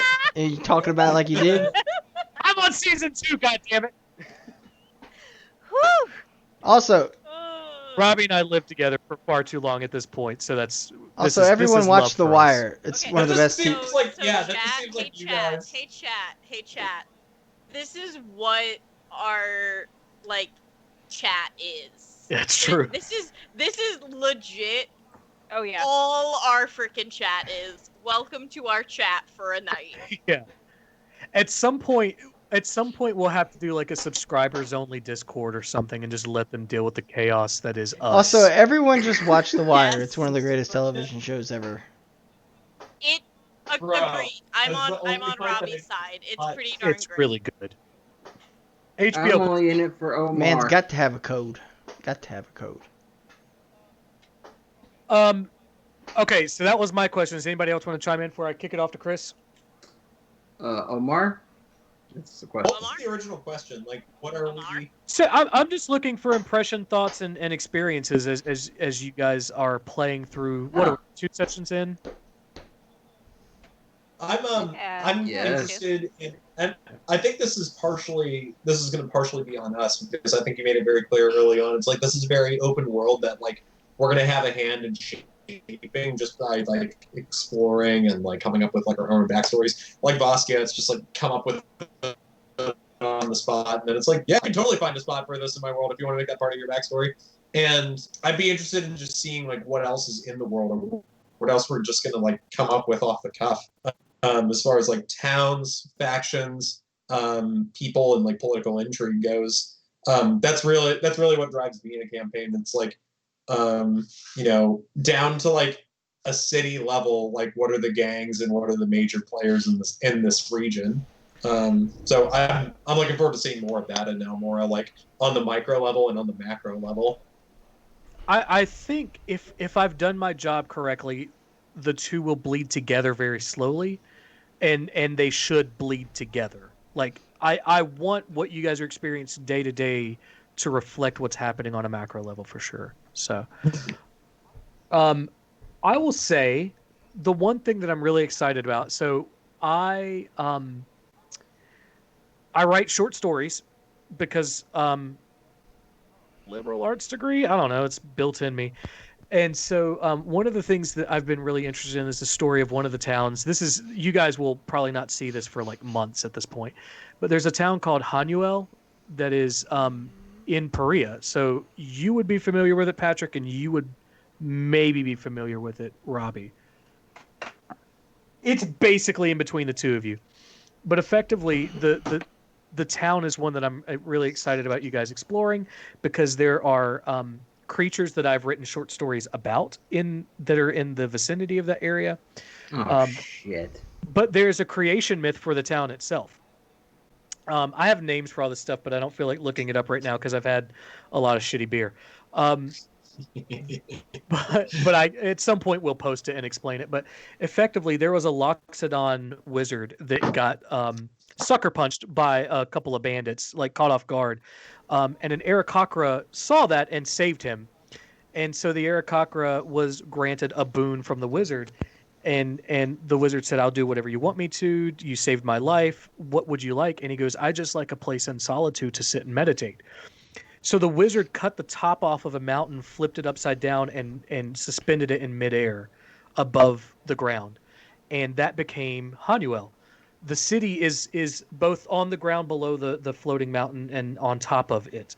And there are districts. There's natural like hierarchy and stratification and gentrification and all kinds of normal social constructs that come with, hey, I'm on the floating town. Well, you're down on the that kind of shit. But it's a place that is built from this like mythical kind of like origin story place, and then turned into, oh shit, here's boring politics because everything's bad and humans ruin everything kind of thing, which I think is really interesting from a storytelling perspective, like how mankind, and when I say mankind in the D&D context, I also mean dwarves and Aarakocra and goblins and that kind of stuff. not But elves. mankind can find a way, and elves, although Humanoid kind.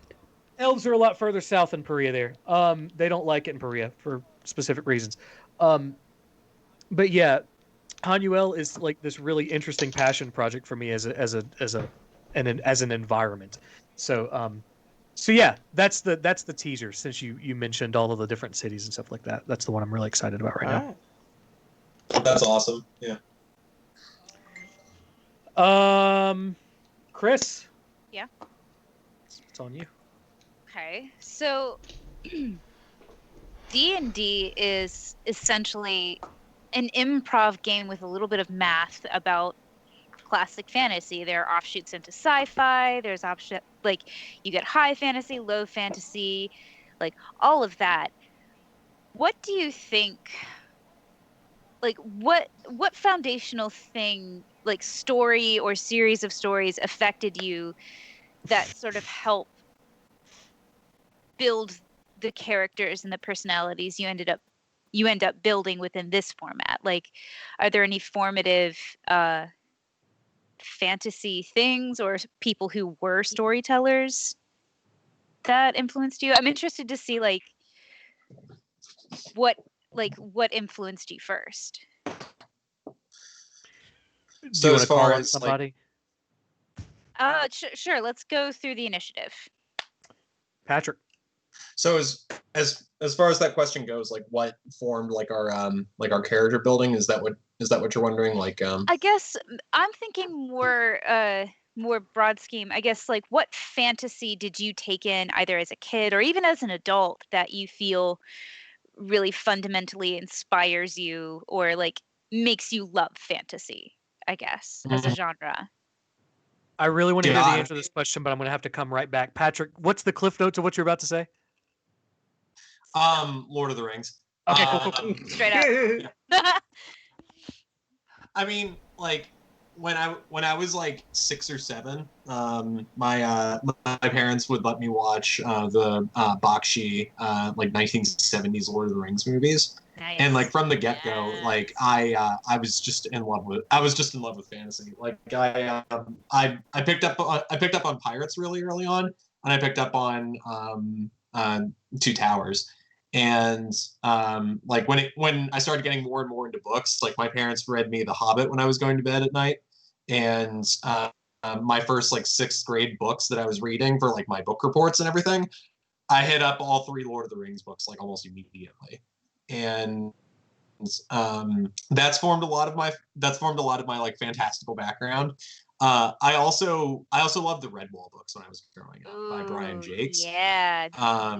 Which like those were excellent. I don't even know if I guess they would be young adult novels, but there wasn't a tremendous amount of like love and romance drama. It was just like there are these young characters that could have noble hidden lineage, or they have like a semi-religious calling, or they're getting summoned on a revenge quest or something like that. It's just like Redwall was incredible because like I mean by the end of Brian Jakes' life, I think he had like 13 books more or less, and each one It's had more different... than that. I didn't know Redwall was going to come up. I love you, Patrick.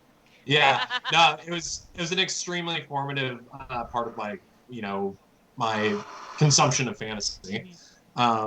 And it's probably where I think it's where I got the concept for like having like multiple backstories and having like broad things to draw on, because almost every book had something different. You go to Pearls of Lutra, you go to Outcast of Redwall, Tagarung. Those books all have different protagonists, and sometimes it's like, oh, they're the heir to a lost empire. Sometimes it's just like, oh, they're nobody and they're going to become somebody. And it was foundational for like adventuring.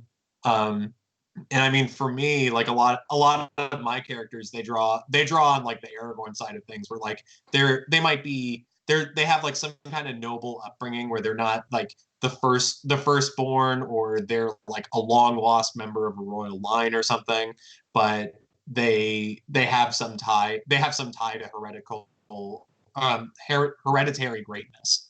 And I think that's something that shows up in Lord of the Rings. Yeah. It shows up. I think it shows up sometimes in Redwall. But I mean, those are kind of the two big things that have had like a profound impact on my life. It could be for fantasy. heretical greatness too. I mean, depending on. Yeah. Depending on who you ask. Also, Lord of the Rings. From Well, my Robbie- point of view, the Jedi are evil.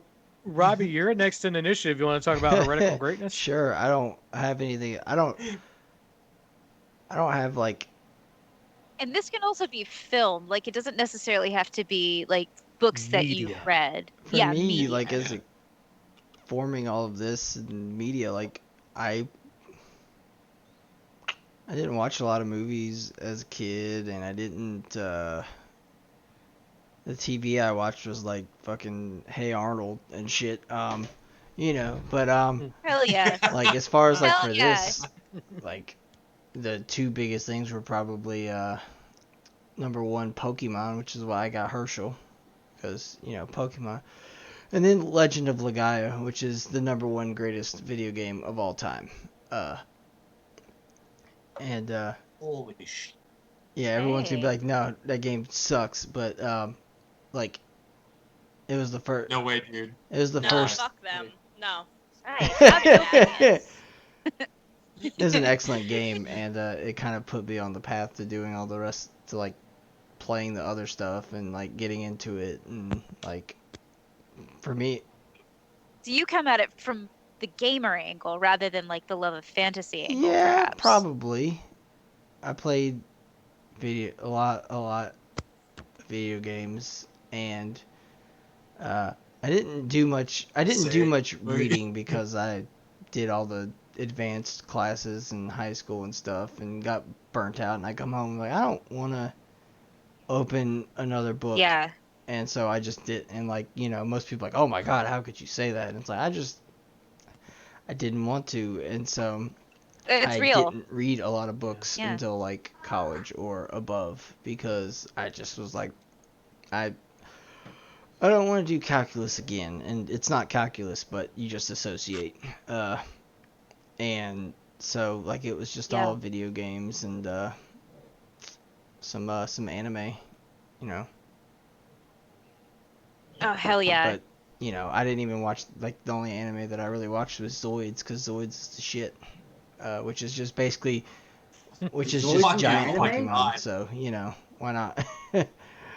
Yeah, Word. Zoids? Never Zoids heard was of like it. an anime that then got a manga. No. I think. Like, Zoids is like if Transformers Yeah. met Pokemon. Well, it was an anime that was Mm. based on toys. It was made to sell toys. Like the toys existed first. It was a Oh, yeah. Bandai Namco. Yeah, with thing. Tomy, Tomy. Allie, I'm afraid your mic is off. Oh. It is off. But Sorry. there we go. No, I'm yeah, just saying Zoids Zoids is awesome, and anybody who hasn't seen it should go watch it, because giant mechanical animals that you pilot and destroy others with. So Work. Skip Alsop, he linked me the entire Zoids series, not like the one where they're at war, but the one where it's like a competitive New like, Century combat Zero. show. And New Century, yeah, New Century. It was Yeah. New Century Zero. Is that what you said? Mhm. So he linked that to me, and now that's my bookmark, and that's the quickest way I get back to Facebook is just by opening up all of Nice. Zoids. And like occasionally I'll just pop an episode, but most of the time it's just kind of like I go over there and then it's like this is 3 months ago. I'm like, shut up, it doesn't matter. This is awesome. Yeah, Zoids is my jam. That, and yeah, like I said, Legend of Legaia, and like then you know all the standard stuff came later, and you know like it's all cool and stuff, but like as a kid, yeah, I came at it more from that angle than the other angles, just because of Nice.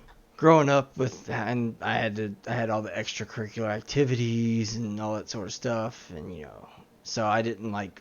I get Yeah. home like I don't even like want to read for fun. I just want to like sit down and zone out, and like reading to me was not Yeah. zoning out, because that's all I had done all day already. So I didn't want to do any more of it, even though it was like fun reading. It's like no, it's not fun right now. But that's my loss. That So makes sense. Yeah. Rob was next in the initiative order. Oh God.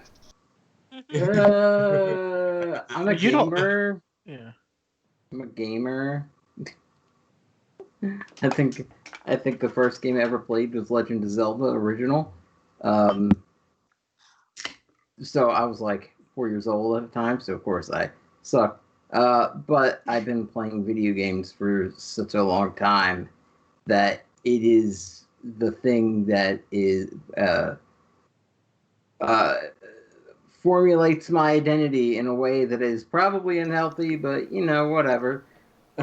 just look at the but- shelf Dude, behind yeah. Yeah, him. man. Right, Yeah, that Jess. don't look at that. That's Oh embarrassing. shit! That's I'm a- looking at it. Hide all his Look wife at it, statues. No. Look at it. It's just all of my waifu statues. Anyway, I don't have any of those. Is that Lola Bunny? Eat a dick. We're That's a not hot getting- take from the we're not getting from our group down chat that a couple rabbit nights hole. ago, guys. Hot Hot, We're not hot going take, down that Oh, man. it literal is rabbit Hot hole. take. Legit rabbit hole, man. Ugh. Oh God, we're going there tonight, guys. Christine's been working like crazy. She's missed a ton of very awkward conversations. Yeah, I'm okay with that. Yeah, no, you're better. Oh, just You might wait be until better off. my turn. Just wait until my turn, guys. Just wait. Perfect. We've got an hour left, so if we get through this question, it's about to get weird. Hell yeah. So, I think the biggest, the reason I even play video games as like I do is obviously because I'm disabled, and it is a form of escapism that I've basically used my entire life. So when it comes to the more high fantasy games, I think Zelda's been a big one. Final Fantasy, definitely. Like Final Fantasy VI was the first one I ever played, which is what really got me into the whole storytelling aspect of 'Cause of Kefka fantasy. is the shit.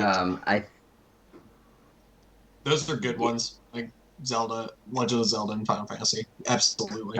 But those are my Oh, yeah. younger years, so like that's what brought me into RPGs, and like RPGs are like my shit, and they were Isn't for the it longest so time. weird that like those games were based off of Dungeons and Dragons and then pushed people like us back into Dungeons and Dragons? It's an Ouroboros of storytelling. Anyway, go ahead. Yeah, but like I didn't really like. It took me 20 years to finish Final Fantasy 6, 3, 6, whatever. Packaged as 3, but was actually 6. I have yet to beat a Final Fantasy game. Really? but I love them so much. You get to the end and you're like, well, if I finish it, I don't have anything else. I have nothing left. That's how What- I feel about what like is- everything. What do I have if I don't Get have into this thing? anxiety type talk. So it took me forever to actually beat Final Fantasy VI, because first of all, like as a kid, I'm an idiot. I'm an idiot kid. I don't know nothing about nothing. I can't half pronounce any of the scraps they're throwing at me. Anyway, so like I got stuck at certain parts and I didn't understand what the game wanted from me, so like I put it down, and I played another game. But that's why it took me forever to beat that one. But like RPGs were like fun, but like I played Final Fantasy VII, and it's the first game that ever made me cry because of a certain death in the game that I'm not going to discuss. Spoilers, none of us have heard of this yet, so. Oh, it's only been 23 years. Oh my God, was it Eris? Like, How did you know? But yeah, that one really affected me. I'm But still as in far Midgar. as I mean, all those games are fine. All those games are fine, but it is Oblivion and Skyrim that really drove home the whole fantasy and lore and storytelling that's telling a story that is not you're not really a part of because it's written down in a book, or you are just like, and you're also just the person who was like uh in Oblivion, you just like break out of jail and it's like, well, cool, but like you're just like a guy who is set into the world and you can do whatever you want, and that's what like really brought home D&D for me, as far as like what inspired me to start playing it, aside from like, you know, watching YouTubers start getting into it and then trying to talk Ryan into getting into it, but he's like, I'm not really into it, and then he gets a girl involved and suddenly he's into it. Anyway, That's true of literally everything in my life. it's kind of funny to think about like pre Fallout 4 and like pre Skyrim Bethesda games and Obsidian for that matter, because it was to the point where like you can do anything that you want in this world. You could kill a major quest giver and you could completely doom the world. In Oblivion's case, it's just like kill the Emperor of all mankind or of Tamriel if you want. And then it's just like, hey, you have completely unwoven the fabric of destiny. If you want to keep playing, that's on you, man. But there is no main story now. Yeah. It's like Brian is the DM going, wasn't expecting that. Yeah. I'm the Xbox 360 giving you guys the red ring of death, going, I don't know what the fuck to do right now. But that's it. That's the gist. I could go That's into like all good the different foundational shit. Yeah, that's like sets the stage for everything. Plus, I got into books. Like, Harry Potter is just okay. That's right. It's just okay. Yeah. It's not worth obsessing over. It's This is the thing. I think that J.K. Rowling is outstanding at world building because you can think of Hogwarts and the Harry Potter world and feel that world. Like that's inside of us now as readers of that. The characters were like a little racist when you think about like Cho and everybody else from like the other schools. Last name character. Yeah. Yeah, exactly. But her world building was great. Her interpersonal skills and therefore her character building maybe have some work to do. Yeah. Yeah. Exactly, Christine. Exactly. Who next? I'm only this angry because I feel betrayed by her. I'm gonna be fully real with everyone. Like, as you should. A world that was built on the back of you need to understand that some people are just different and accept that and cherish them. For the person who created that world to turn around and go, yeah, but like, no, but like, not really. That is absolutely a betrayal. You should feel that way. Yeah. By the way, any TERFs can just fuck off. Yeah, seriously. Like, eat a dick. TERFs don't sponsor us. Yeah, that's fuck right off. Does that mean? Does that mean?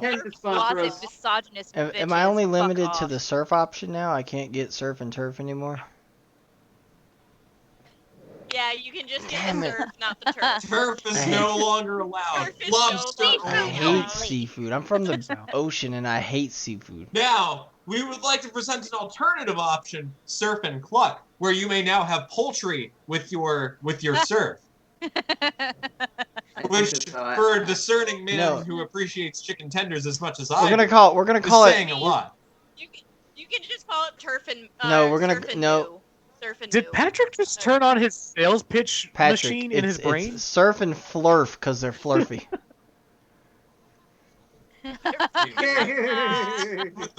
Who's By I the way, bet- do y'all Is know this like I some live in Western? Michigan? Is this like some Appalachian? yeah man speak? What the fuck? yeah man That is yeah man he Appalachian he's speak right flurfing there, man, friend. just a little bit flurfy.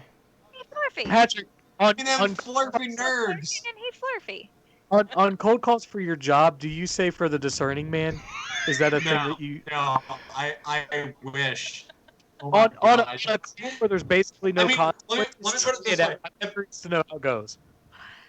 Wait, what? On a call where there's basically no consequence, I really want you to try that out. I just want to know how it goes. Like, I think I have used the words discerning when like a client has actually been discerning. Let me put it that way. Okay. You don't just throw it around. You wait for them to earn it. Patrick is in sales. I don't know what because I'm a bad friend, but Educational software. Yeah. whatever. If you guys are in Florida and want to buy whatever he just said, do it. It's Patrick. He needs help. He doesn't need Hey, help. if you're an engineer, architect, or contractor and you need help with your hours, just hit me up. Who's next on the background? Foundational fantasy world stuff. Obviously, Tolkien is an incredible kidding influence me? to me. I could have swore you were gonna be bananas in Won't shut the pajamas. fuck- I mean, I'm not saying that wasn't also a factor. But so the first fantasy novel I think I ever actually read was The Once and Future King. Yes, that one's so good. Yeah, and then also T.H. White's Arthurian bastardization stuff. And then, so those were interesting to me, but they were definitely like childhood fantasy-ish, where I found The Hobbit because it's a damn it. big green book in my library with a golden J.R.R. Tolkien thing on the front of it. And I was like, books Shiny. normally have a bunch of art, but this is like, fuck you. This looks like a tome. And it was. Like, it had pictures, like, it had the original Tolkien art in it. And that fucked me up. I was so about that shit as a kid. I was in 3rd grade reading it on the bus, and it was like, it wasn't one of those books that you could hide because it was an artwork book. So I couldn't, like, I was getting made fun of listening, I'm not joking, listening to The Offspring reading The Hobbit. Because I was a weird kid. And so that was like the first time I had felt like there was a world that was well established, and I was really interested in that. Not to be a real Debbie Downer, but my household wasn't great as a kid. And so this was extremely important to me personally because, like, I wanted there to be a world that existed outside of the one that I lived in. I wanted there to be options. I know. I'm not going to go into it, Dad, but I found not just escapism in those, but also like alternative means of understanding reality. So that came in the form of video games, it came in the form of books, and it came in the form of films. I think that, I mean, all of the stuff that Rob said, I mean, Rob and I basically grew up playing video games together. He was definitely better than I was because he took it way more seriously. But like Rob and I grew up playing video games together. So Zelda for sure. And in fact, Zelda definitely had an influence in the way that I built this world because like in Ocarina of Time, how like each peoples have their own little part of the map. That's definitely true for Almora. And 3 gods. Yeah, exactly. So that's it would be silly of me to try and lie and say Wait, that's are not you an influence talking in this. about the Triforce? Are you talking about the Triforce? There's too many gods in Hyrule. Too many gods. What? All ladies. What? I have never played a Zelda game. You didn't play Breath of the Wild? I've watched Not be right people back. play Zelda. Robbie, what the Also, fuck? You I've personally offended I've Patrick. never played either. I've watched people play. So this is the thing. Allie, do you? Yeah, I know you have a Switch, Robbie. Do you have a Switch, Allie? No. Okay, you should get Not one. mine. If I have a good job, I'll just buy you one for Christmas. But No. shut the fuck up. No. So No. I will buy you shit and love you, and you will like it. It's not allowed. Y'all can't. The No, Switch isn't not allowed. mine. But yeah, but I'm sure Jess would be cool Nope. if you played Breath of the Wild. Okay, well I'll get you one too for Christmas. Breath of the Wild is an outstanding way to get into the series because it's modern but still pulls in a lot of the elements of the old games where like exploring the world is the game. You can stumble upon shit that you could have easily missed. It exists independent of you as a player, but it absolutely builds your experience inside that world. It's That's fucking amazing. Like it is. that's how I feel about The Witcher ahead. 3. Witcher 3 absolutely has that side of things too, yeah. But yeah, so Zelda had a big influence on me. All of those original formative, fantasy texts had a big thing on me. Final Fantasy for sure did. Like the idea that like a couple of nobodies can come together and then kill God. Yeah. Definitely a part of this campaign. Whoa. Who are you calling a nobody? All of us. Yeah, PC. Literally all of us. Yeah, you guys came from small beginnings, but like your first vision was the sky splitting open and God's trying to kill you. Oh, yeah. So Yeah, that's I cool. think that was absolutely Final Fantasy influenced. But a big thing for me too has been so while this world is definitely high fantasy strict, I like the idea of playing with tropes based off of our current understanding of our own worlds.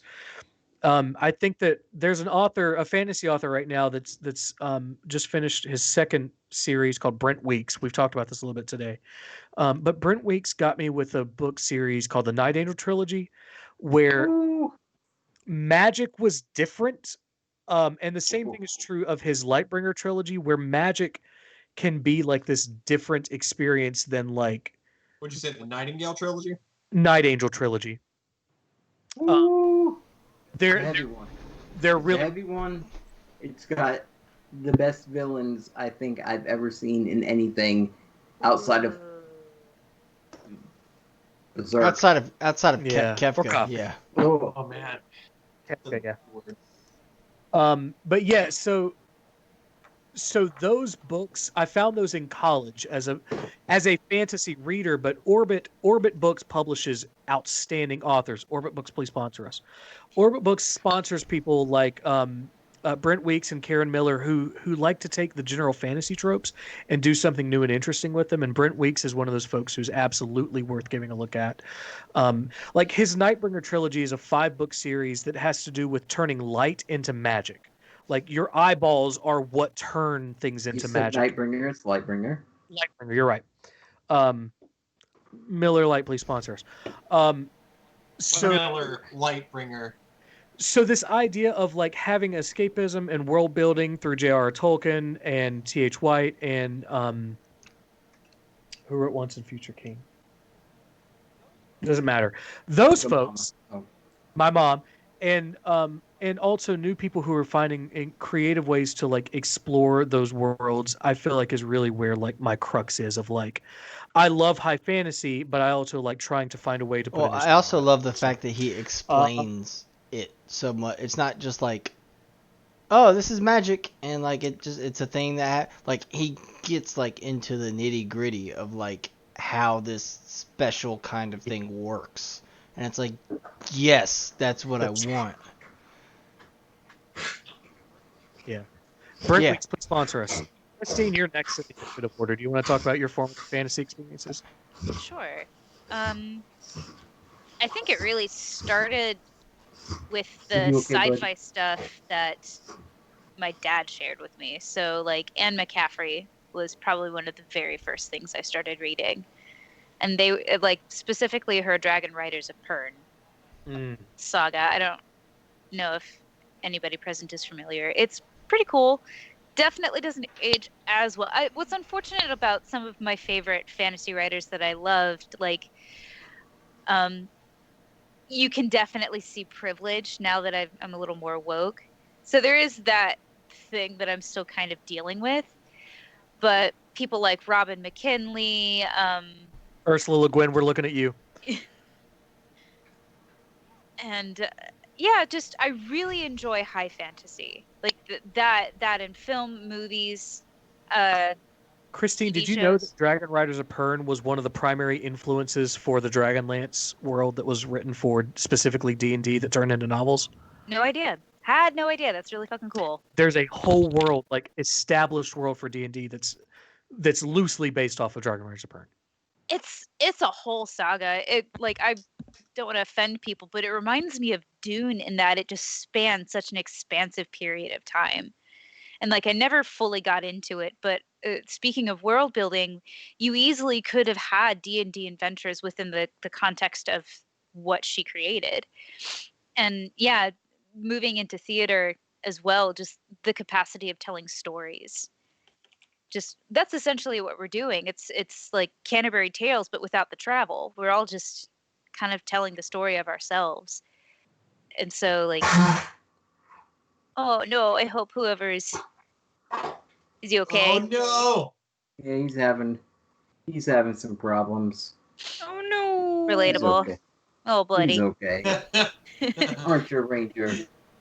You okay, buddy?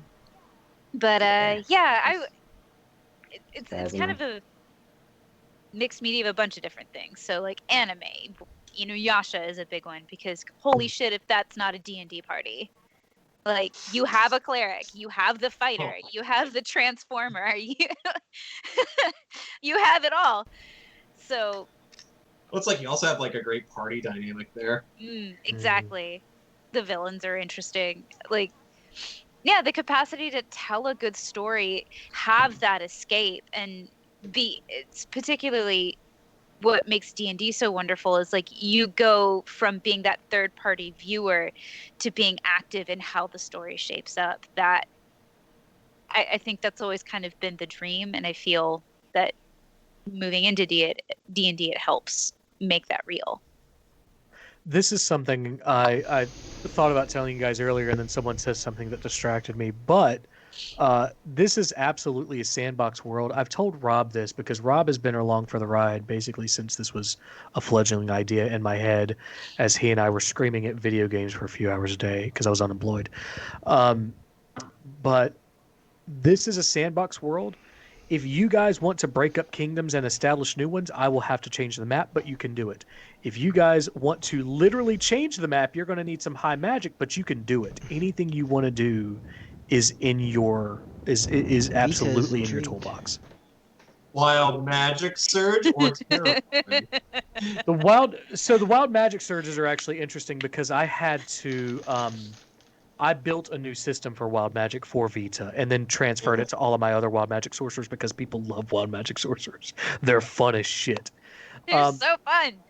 So I think I that couldn't keep up with it. Jesus Christ. Like, I forget sometimes until like a round later. I'm like, oh yeah, Vita casted something. I should probably roll for that.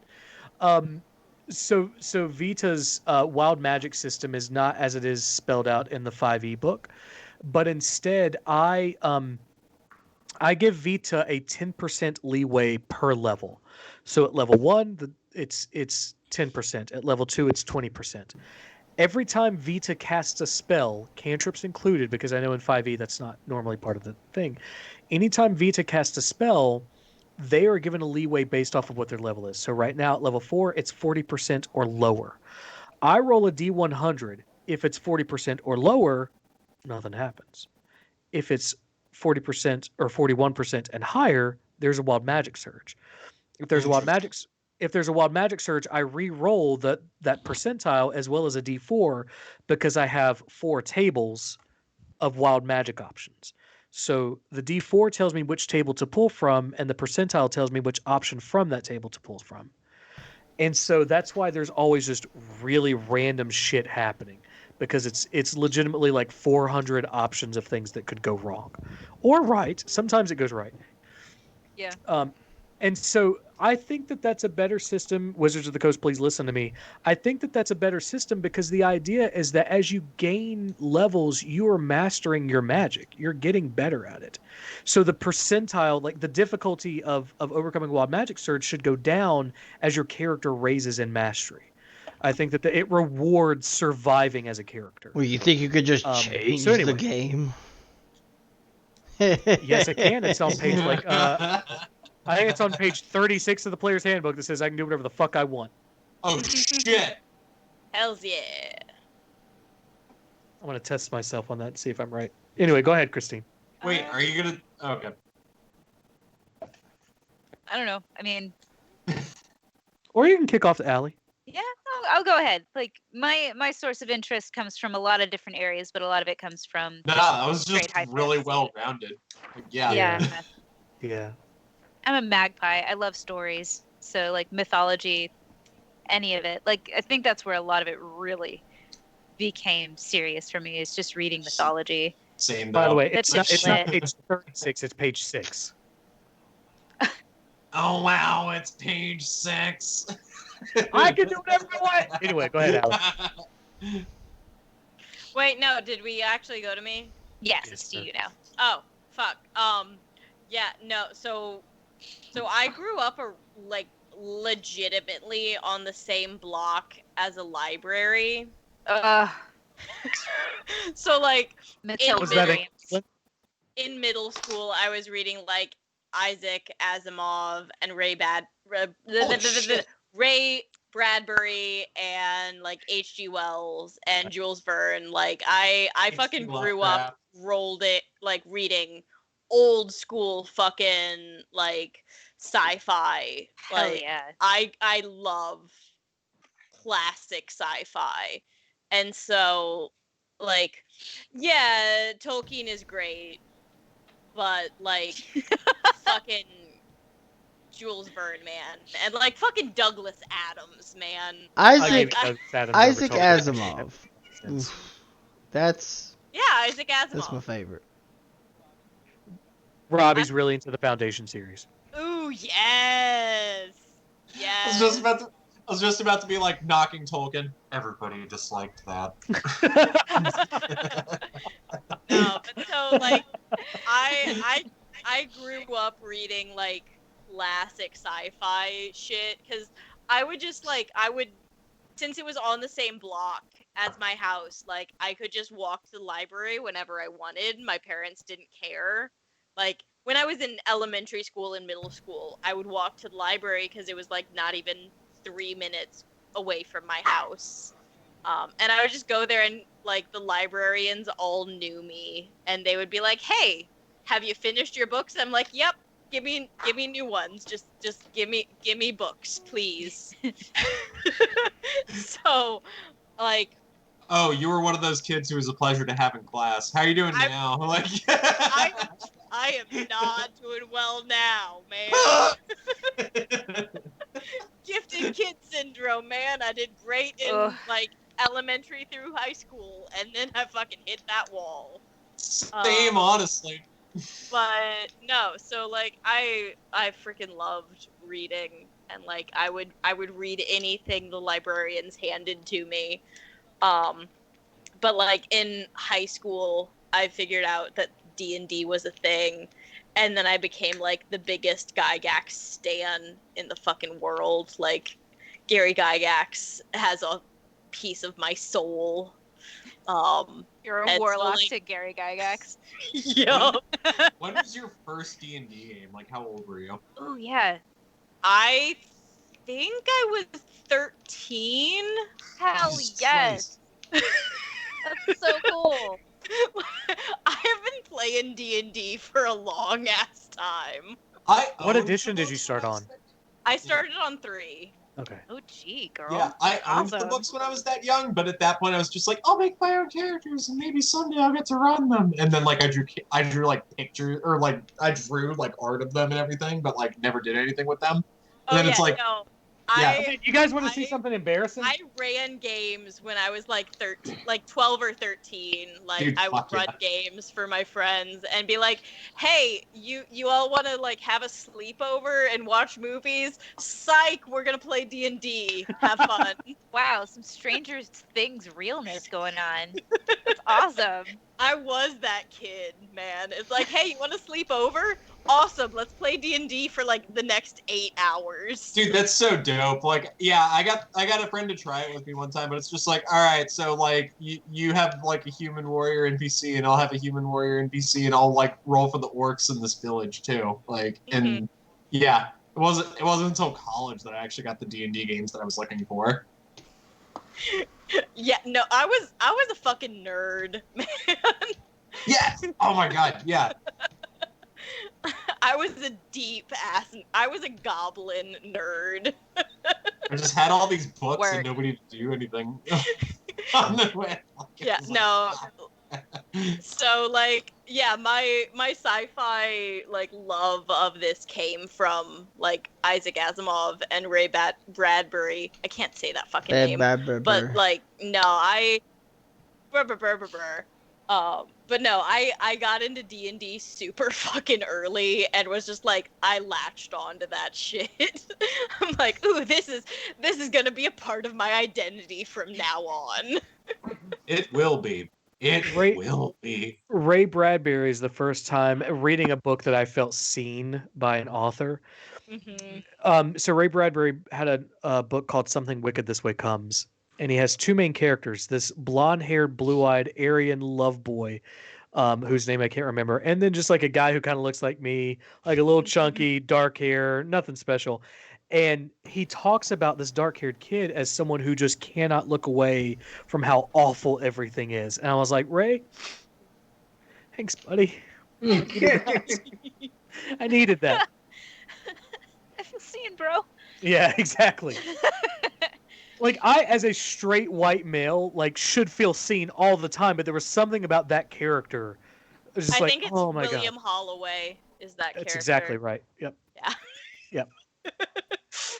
So yeah, Ray Bradbury is really important to me. I'm glad you said that.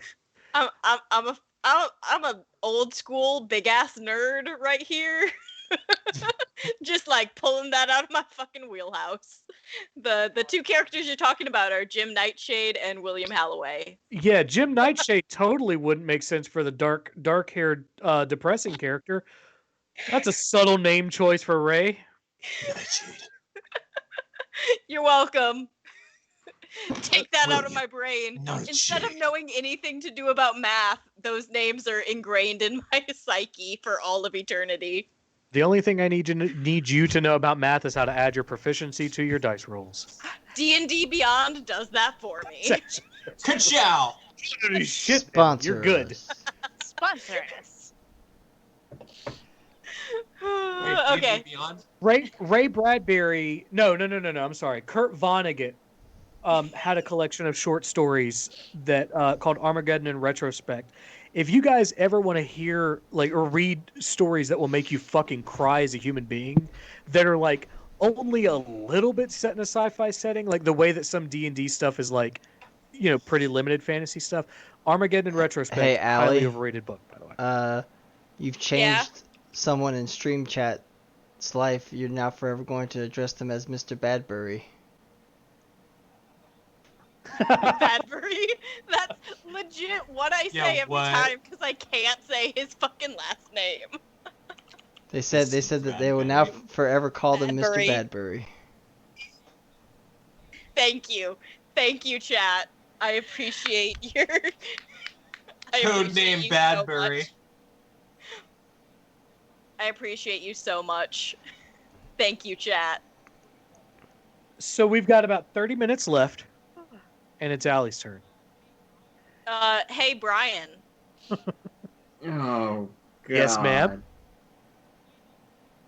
Gandalf totally should have used the Eagles. Oh my god. Okay, no, that's not my actual question. I just No, hang on. I have a question. I have You a can't question. just No, walk away it from started, that, though. you You've started opened it, up now I have a Pandora's question for the group. Labyrinth or whatever the fuck. We're Like, we're going to call the people who think that Gandalf should have called on the Eagles. And group chat, you guys can argue amongst yourself, but we do need to. There's a point where we have to cut it off. So you guys argue. That fan. Should have used Oh, honey. to help deliver at least Frodo to destroy the ring. Amongst the people in the Skype call, raise your hands. About what? Sorry, say it again. Wait, what? If you I was too distracted by the oh, honey. if you are of the opinion that Gandalf should have somehow manipulated or asked the Gwaihir into using their power of flight to get the ring destroyed in some capacity, because I know there are a lot of arguments about technicalities there, so I'm trying to be as inclusive on that side as I Do can. we know that he didn't ask? Like, I'm curious. Yes, yeah, we, that's my question. yes, we do. It's actually very well spelled out in the text. So if you are on, if you think that Gandalf missed an opportunity in calling on the Eagles, otherwise known as the Gwaihir, the divine messengers of Manwë, Allie, what have you done? I don't Now you're apologize questioning, in Allie. the slightest. Team Eagle, I raise do your hand. not apologize in the slightest. Okay, this is fair. It's about 3 and 3. Wait, what? Who's the third person? Pat's- It's you, me, and Chris. Yeah. Okay. So, for the benefit of folks in chat and for posterity's sake, because there may be people who are watching this on YouTube much later than when this conversation took place, in which case I'm so sorry, because I know this is the first of a legacy of conversations. We've been arguing about this in group chat since we met. Like, before this group, I think, played its first game this topic. It's all my fault. I think I've mostly been staring on in silent judgment because it's like, nope, not gonna text about it. I'm just gonna Oh yeah, no, bide my time here. Pat. So yesterday, the 5 million voice messages that you didn't listen to was Because they're all. voice messages. It was legit all about this. Fucking Christ. Oh, we're the worst. Okay. I'm gonna give you guys an option here. But like, where in the text does it say that Gandalf didn't ask about this? Because like, I don't know. need some receipts. Or like, what was his logic? I'm wondering. So there are two chapters in the Fellowship of the Ring. The first one is called the Council of Elrond. The second one's called the Ring Goes South. In Right. both of those chapters, they deal with what the decision-making process looked like. The decision-making process effectively came to the idea of Elrond called all of these folks together to deal with the fact that the One Ring was suddenly in Rivendell, the last homely home, and they needed to figure out what they were going to do with it. Of course, Boromir came up and said, Ellie, what the fuck? I know what to do. Let's take it and go fuck up Sauron. And everybody else is like, bro, what the fuck? Come on. Like, we just did that with Isildur. You know that doesn't work. And he's like, yeah, but like, what if I did it? And everyone's like, no. Shut the fuck up, Boromir. Yeah, exactly. And so there was a long decision-making process. Poor so Sean Bean. Boromir. I know. Yes, poor Sean. Bean. Poor Sean Bean. Donate to the cause so Sean Bean doesn't have to die anymore. Bless it. With this, Sean yeah. Bean, Stay please sponsor alive. us. I think the one thing Bean, that unites us all sponsor is that we love Sean Bean. So yeah, so in the movies they made it seem like the decision was made in an afternoon, but it was actually a 2-month process. They came to the conclusion that the ring needed to be destroyed, but who comprised the Fellowship was a very long, deliberative process for Elrond to determine who he thought was worthy, who was willing to do it, who could be used elsewhere, that kind of thing. And so throughout that process, there is no mention of Gandalf saying, "Hey, let me call on the Gwaihir," which you would think that Tolkien would have written about because he wrote about fucking everything. And so if that were included, it would have been a part of the process because they go through the deliberations at length in those 2 chapters. Mhm. Yeah, they missed an opportunity. Yeah. I It's a big still hole. go back. I mean, okay, so I apologize for chat. I opened this door. I knew that this door was gonna be opened by the end of tonight. That like Really Well, open this give you an Achilles box. I was going to give you an option. So inclement weather is something that we're considering starting on Friday nights for the folks who are available to talk on that night, who are in the group. So that doesn't mean that the whole party's not usually going to be here, minus Sarah, obviously. The whole party's not going to be here, but we would like to have just a couple of folks who can come and talk for a few hours about D&D stuff, things that we're really interested in. So Go through ideas of like off-brand X-Men names because like I have everything printed out and I've already started writing on this printout. Yes. This is our test run. So Yes. I'm gonna give you guys an option. If Allie would like to concede to a night where it's literally just the two of us to fucking duke this out for 3 hours, Chat can can do keep that. score. That's We true. can definitely keep up for 3 hours. We did it for like 7 hours the other day. The other day. Oh my god, I'm not It listening. literally to all was half of a day worth of It was so much of a freaking day people's that she chat. forgot her charger.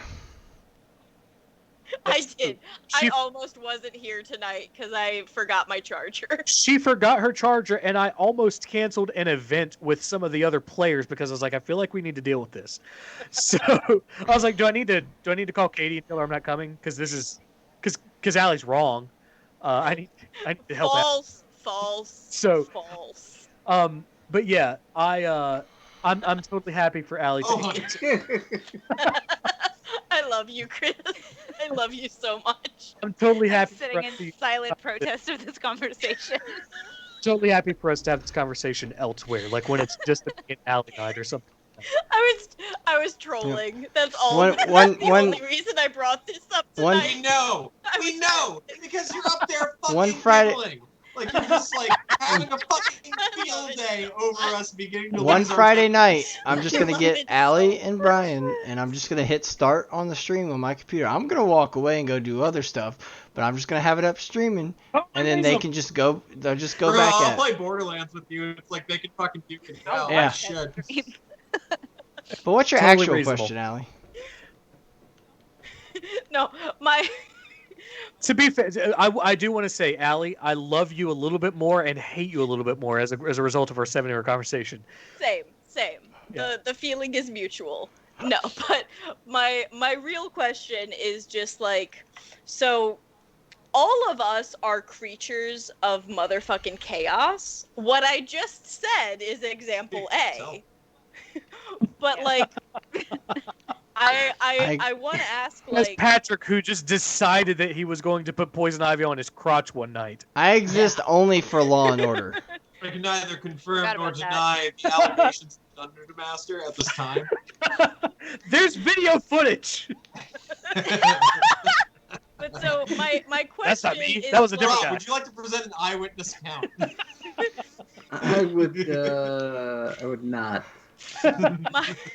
my question / topic of conversation is like, for Brian, legit, what is it like dealing with 6 chaotic bullshitters / for all of us, like, do you just ante up the level of chaos to match who you are talking to in the moment?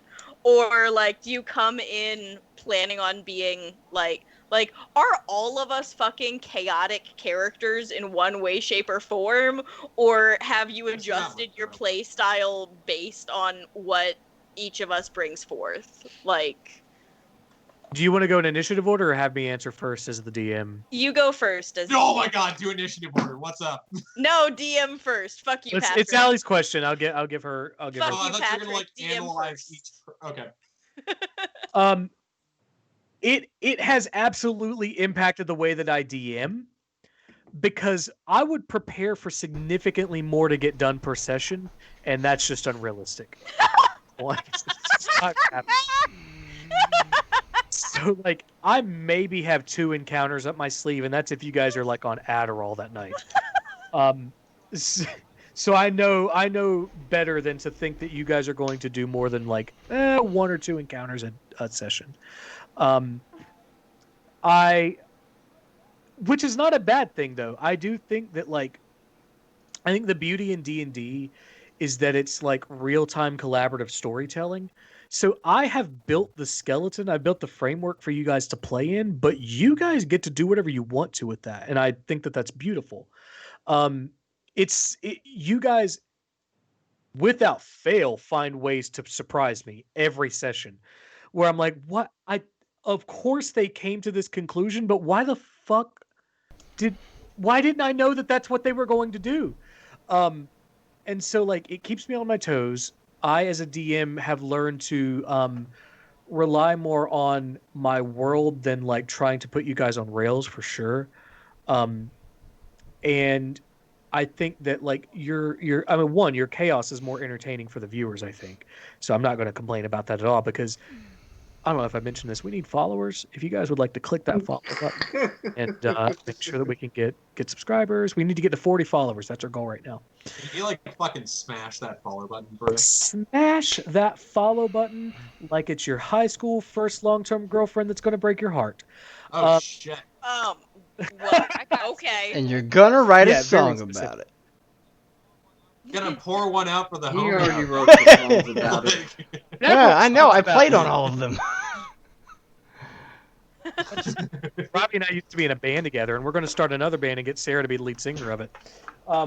So anyway, we we as a group, I think, are telling a story that is inherently kind of chaotic anyway. Like the story, you guys don't know what I mean when I say this, but the story is in and of itself one of chaos. And I think that by letting you guys have the space to be yourselves, to be your characters, to explore the world in that way, I'm doing significantly more of a better job of letting that world breathe and exist than if I were to try to like pigeonhole you guys into what I think it should be. So while there are absolutely moments where I'm like, what the fuck am I going to have to do with this right now? Like, can you give an example of that? Like, with the time. absolutely I can.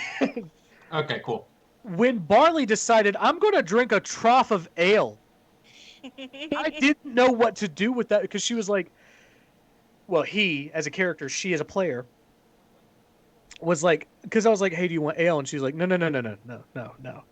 more. And I'm like, what the fuck is more than this giant mug or a bucket or a pitcher or whatever? And so in that moment, I'm like, this makes a lot of sense for the character that she has written. What would someone who has grown up on the streets of Beacon and sees themselves as like kind of an iconoclast character be comfortable drinking out of? And I came up with trough. I just had to deal with that. Like that was just a thing that innkeeper was willing to go get out of the back of the bar and put beer in. And so that was a moment, and also the fact that you guys were able to immediately help out the farmer in Borneo. I had it written in my notes that like that's someone who will absolutely go away at some point, but not without having a lot of problems at first. And so you guys sat there and waited for. You guys were so close to getting rid of him, actually. No, we could have had a peaceful night. What? Yes, you could have. God so damn it. This is a character who was troubled because their livelihood was at stake and they were having kind of a panic attack in the middle of town. But as you guys know, as some of you probably know, because we all, I think, struggle with mental health issues. Once you have a panic attack, you kind of want to get the fuck away from where you had a panic attack. So if you had waited for that to have ended, he would have ran away. I didn't expect you guys to be like, I'm going to be helpful this early on in the campaign. And so while I definitely To be fair, I was trying to read my book, so Yeah, it was Robbie and I just wanting to have a peaceful night, and this dude just like crying on the street. Shut up, dude. Yeah. Just shut up. So while I had the notes to know what the encounter should include if you guys chose to help him, I didn't have a map prepared because I was like, they're going to get irritated with him really easily and ask him to leave. But you guys were helpful. So, just in the couple of sessions, you guys consistently make choices that I'm like, didn't think they would do that. But I'm not complaining about that at all because at that point, it makes it significantly more interesting for me as a DM. So, Cool. Is that helpful, Allie, to your question? Yeah, Okay. yeah. And then like so for the player side of it is like the question is basically like, have any of y'all adjusted your play style based on how chaotic one another is? I adjust my playstyle to make sure that Brian lives in hell every single time that we play. Perfect. appropriate. So No, I mean like I usually I don't play characters I think who they're kind of looking after others, but like it was really funny having the halfling down a trough of like miscellaneous beer, and then having this over 7 foot tall minotaur just be like, okay, sack of potatoes, I got this. But then also because it's me, I need to throw in an element of just like inane, goofy violence. It's like, yeah, Theseus spins around too fast and bonks the fucking halfling against like the threshold of the bar, like before we even leave, and knocks him completely unconscious. Like it had to go down that way, and it just adds another layer of just like of like silliness and just like sheer like absurdity to things. I will add that's one of the things that I genuinely adore you guys as players about is you're willing to write the story with me. Like when Patrick's like, "Hey, I want my crotch to have poison ivy." Awesome. That's an outstanding storytelling element. Let's go with that. Or when he's like, "Hey, I'm pretty sure I would have bonked Barley on the head." Like, yeah, that makes a lot of sense. Let's run because I'm not going to be able to think of everything from my perspective. I'm trying to think of rules. I'm trying to make sure that you guys are aware of the story that I'm trying to, or not necessarily story, but the setting that I'm trying to put you guys in. And so, like, you guys are seeing things that I'm not, and I absolutely love that collaborative element. The only time I'm going to say no is when there's absolutely like a heart, like if you guys are like, also Perea is where all the elves lives. No, the fuck it isn't. But otherwise, like, you guys are totally collaborative in this process, and I appreciate that you're willing to go, hey, I want this to happen, and make that Can I story roll a make sense. deception check on that being where the elves live, though? Okay. No. Okay. Go ahead. Yeah, go ahead and roll Got a it. dirty 20. 12. Okay. Theseus totally believes that for some weird reason, even though that's where he grew up. But it's not true. Nah, it checks out. I mean, it's a big continent or country.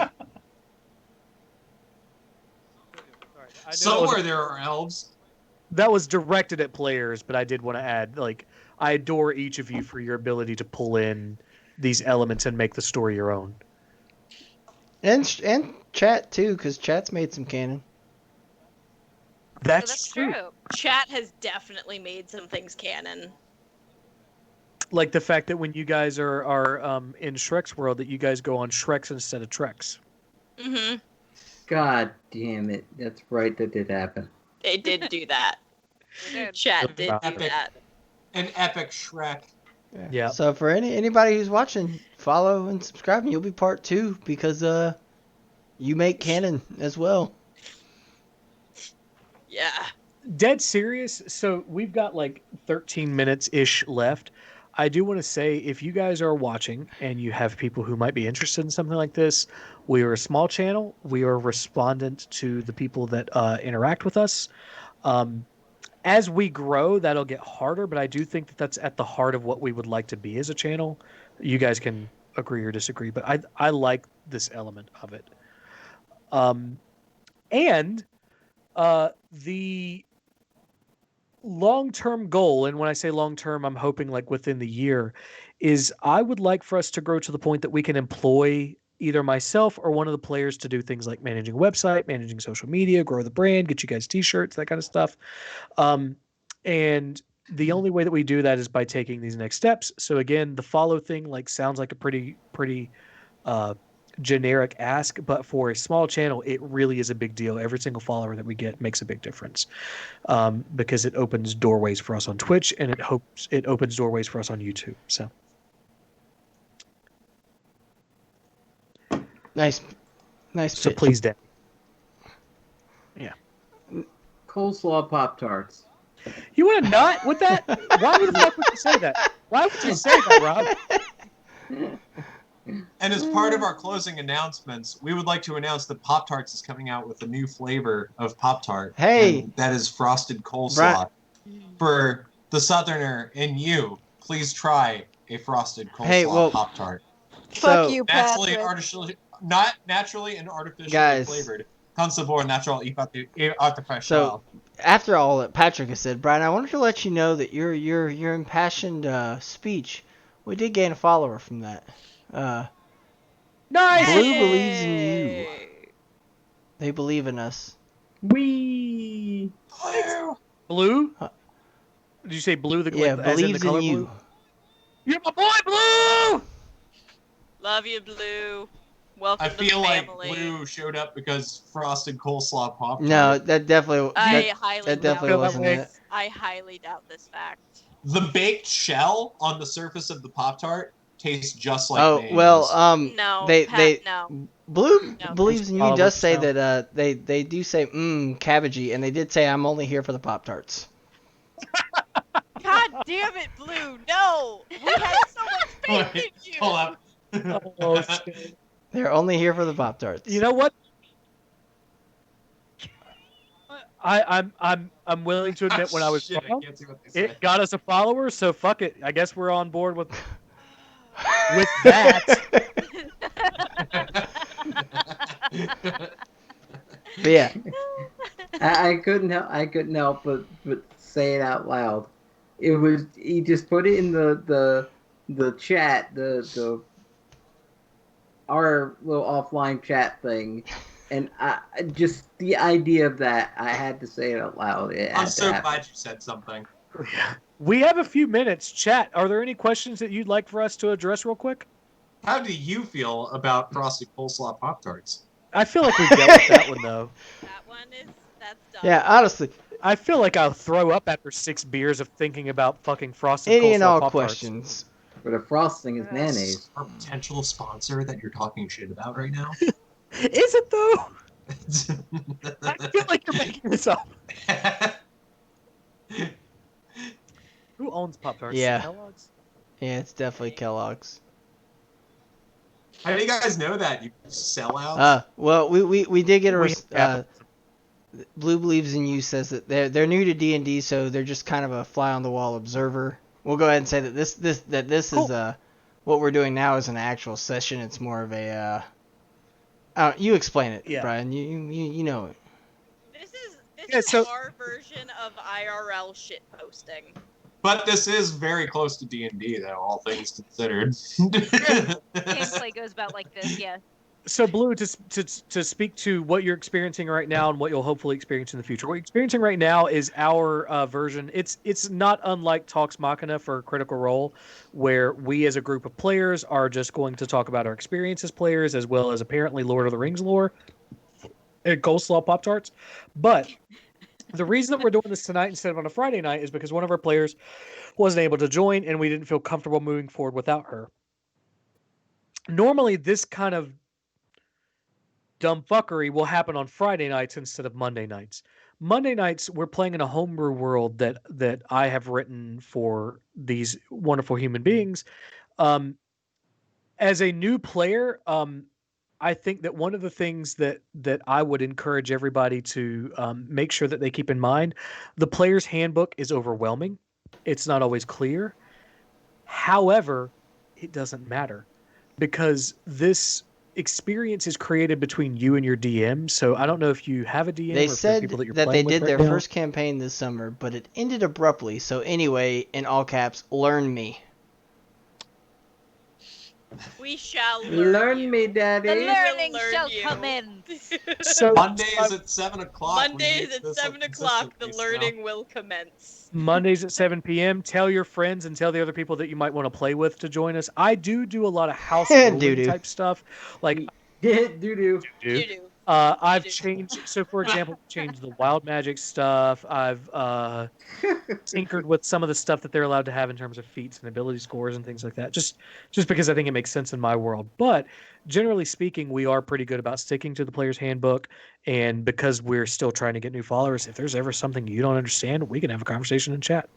We can take the time to do that. Yeah, So we can always take the time to is there- respond to chat and be, because like you said, we're still pretty small. We have the ability to do that, and we have it up and we're waiting. Oh, yeah. So is there Chat a has reason, canonized things in our world. It's already happened. is there a reason that it ended abruptly? Do you want to talk they about said, "Cool, that? I dig it." Fair enough. Well, I don't I think think a lot of people like they started to get into D&D like in-person games, and then like COVID happened. They so just it's said- like you see an opportunity to do like a virtual session. That's Yeah. pretty much how this kicked off. Honestly, it's just Yeah. like we're all remote. We don't have anything to do, and we want to grow something. Let's start a stream and let's start a D&D Yeah, campaign. it ended because COVID and the DM became a streamer and abandoned us. Fair Oh enough. no! Oh, that's sad. That's sad. Well, I mean, welcome to Almora. We Yeah. welcome you wholeheartedly. We are quote unquote humans. So Yes. That's Yeah. Are we human? Quasi. Yeah, you're You're not. You're half yeah. cyborg. Vaguely speaking. quote unquote. true. That's hence the quote unquote. Yeah. I might be 3 goblins in a trench coat. It's okay. Well, Or as and, we call them on Earth, raccoons. Goblins. and one of the things that I'll say is that so a lot of D&D experience is trial and error. Group dynamics plays a lot into this. I've DM'd sessions with players who are just not interested in the kind of games that I'm running, and I DM this group, which is fucking phenomenal. It's absolutely a joy for me to be able to DM for these people. You have to find your quote unquote tribe. You have to find your right people to be able to play with. But when you do that, you're not only creating a fun experience for you and the people that you're playing with, you kind of create like this weird sub community family type thing where like everybody's looking out for each other, everybody's listening to each other. And so I would say, even though your DM turned into a streamer boy or whatever, don't give up on the game itself. Yeah, I think I speak for all of us when I say we would each kill for one another. And that's like Some the of us essence. have. That's the What? essence of our creation. College, what up? We don't talk about. We will kill for one another and we love one another in such a way that like that's just who we are. Sarah spent a long time talking about abandoned whales yesterday. I'm actually kind of concerned about how many dead bodies might be under her belt. Don't worry about it. Don't worry about it. It's Sure. okay. Don't worry about it. Fall. Oh, wait, no. You want to know how many I have under my belt? Yes. Join us on Inclement Weather next time. Next time. On Fridays. we do Next have time 4 on minutes left. Inclement I wanted to run Weather. some like X-Men names Yes! by you guys. Yes, Um, go for it. So Inclement weather exists only because of a non-canon world name for storm. Because apparently, like, inclement weather was the best he could come up with. Well, it was Thank you, good. Allie.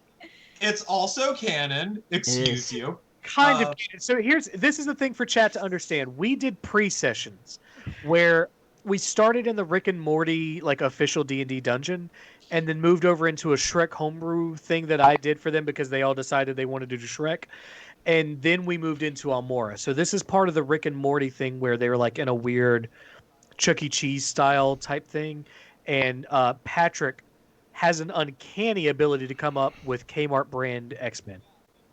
Yeah, and Okay. what kind of happened was, I mean, my Minotaur cleric, who's a warrior and a priest and a scholar, he was in this arcade, basically at Chuck E. Cheese, and he was like, "Oh my God, I need to find the Y-Men arcade game. This is the best spot to be ever. I didn't expect to find one of these places down here." And he went and found Y-Men and waited his turn politely, and then he played the Y-Men game where he got to choose from Goggles, Evening Walker, Badger, Inclement Weather, Gargantua, and I couldn't find Jubilee on here, but 1 second, I got this written down. He printed out 27 pages of X-Men before stream so he could do this.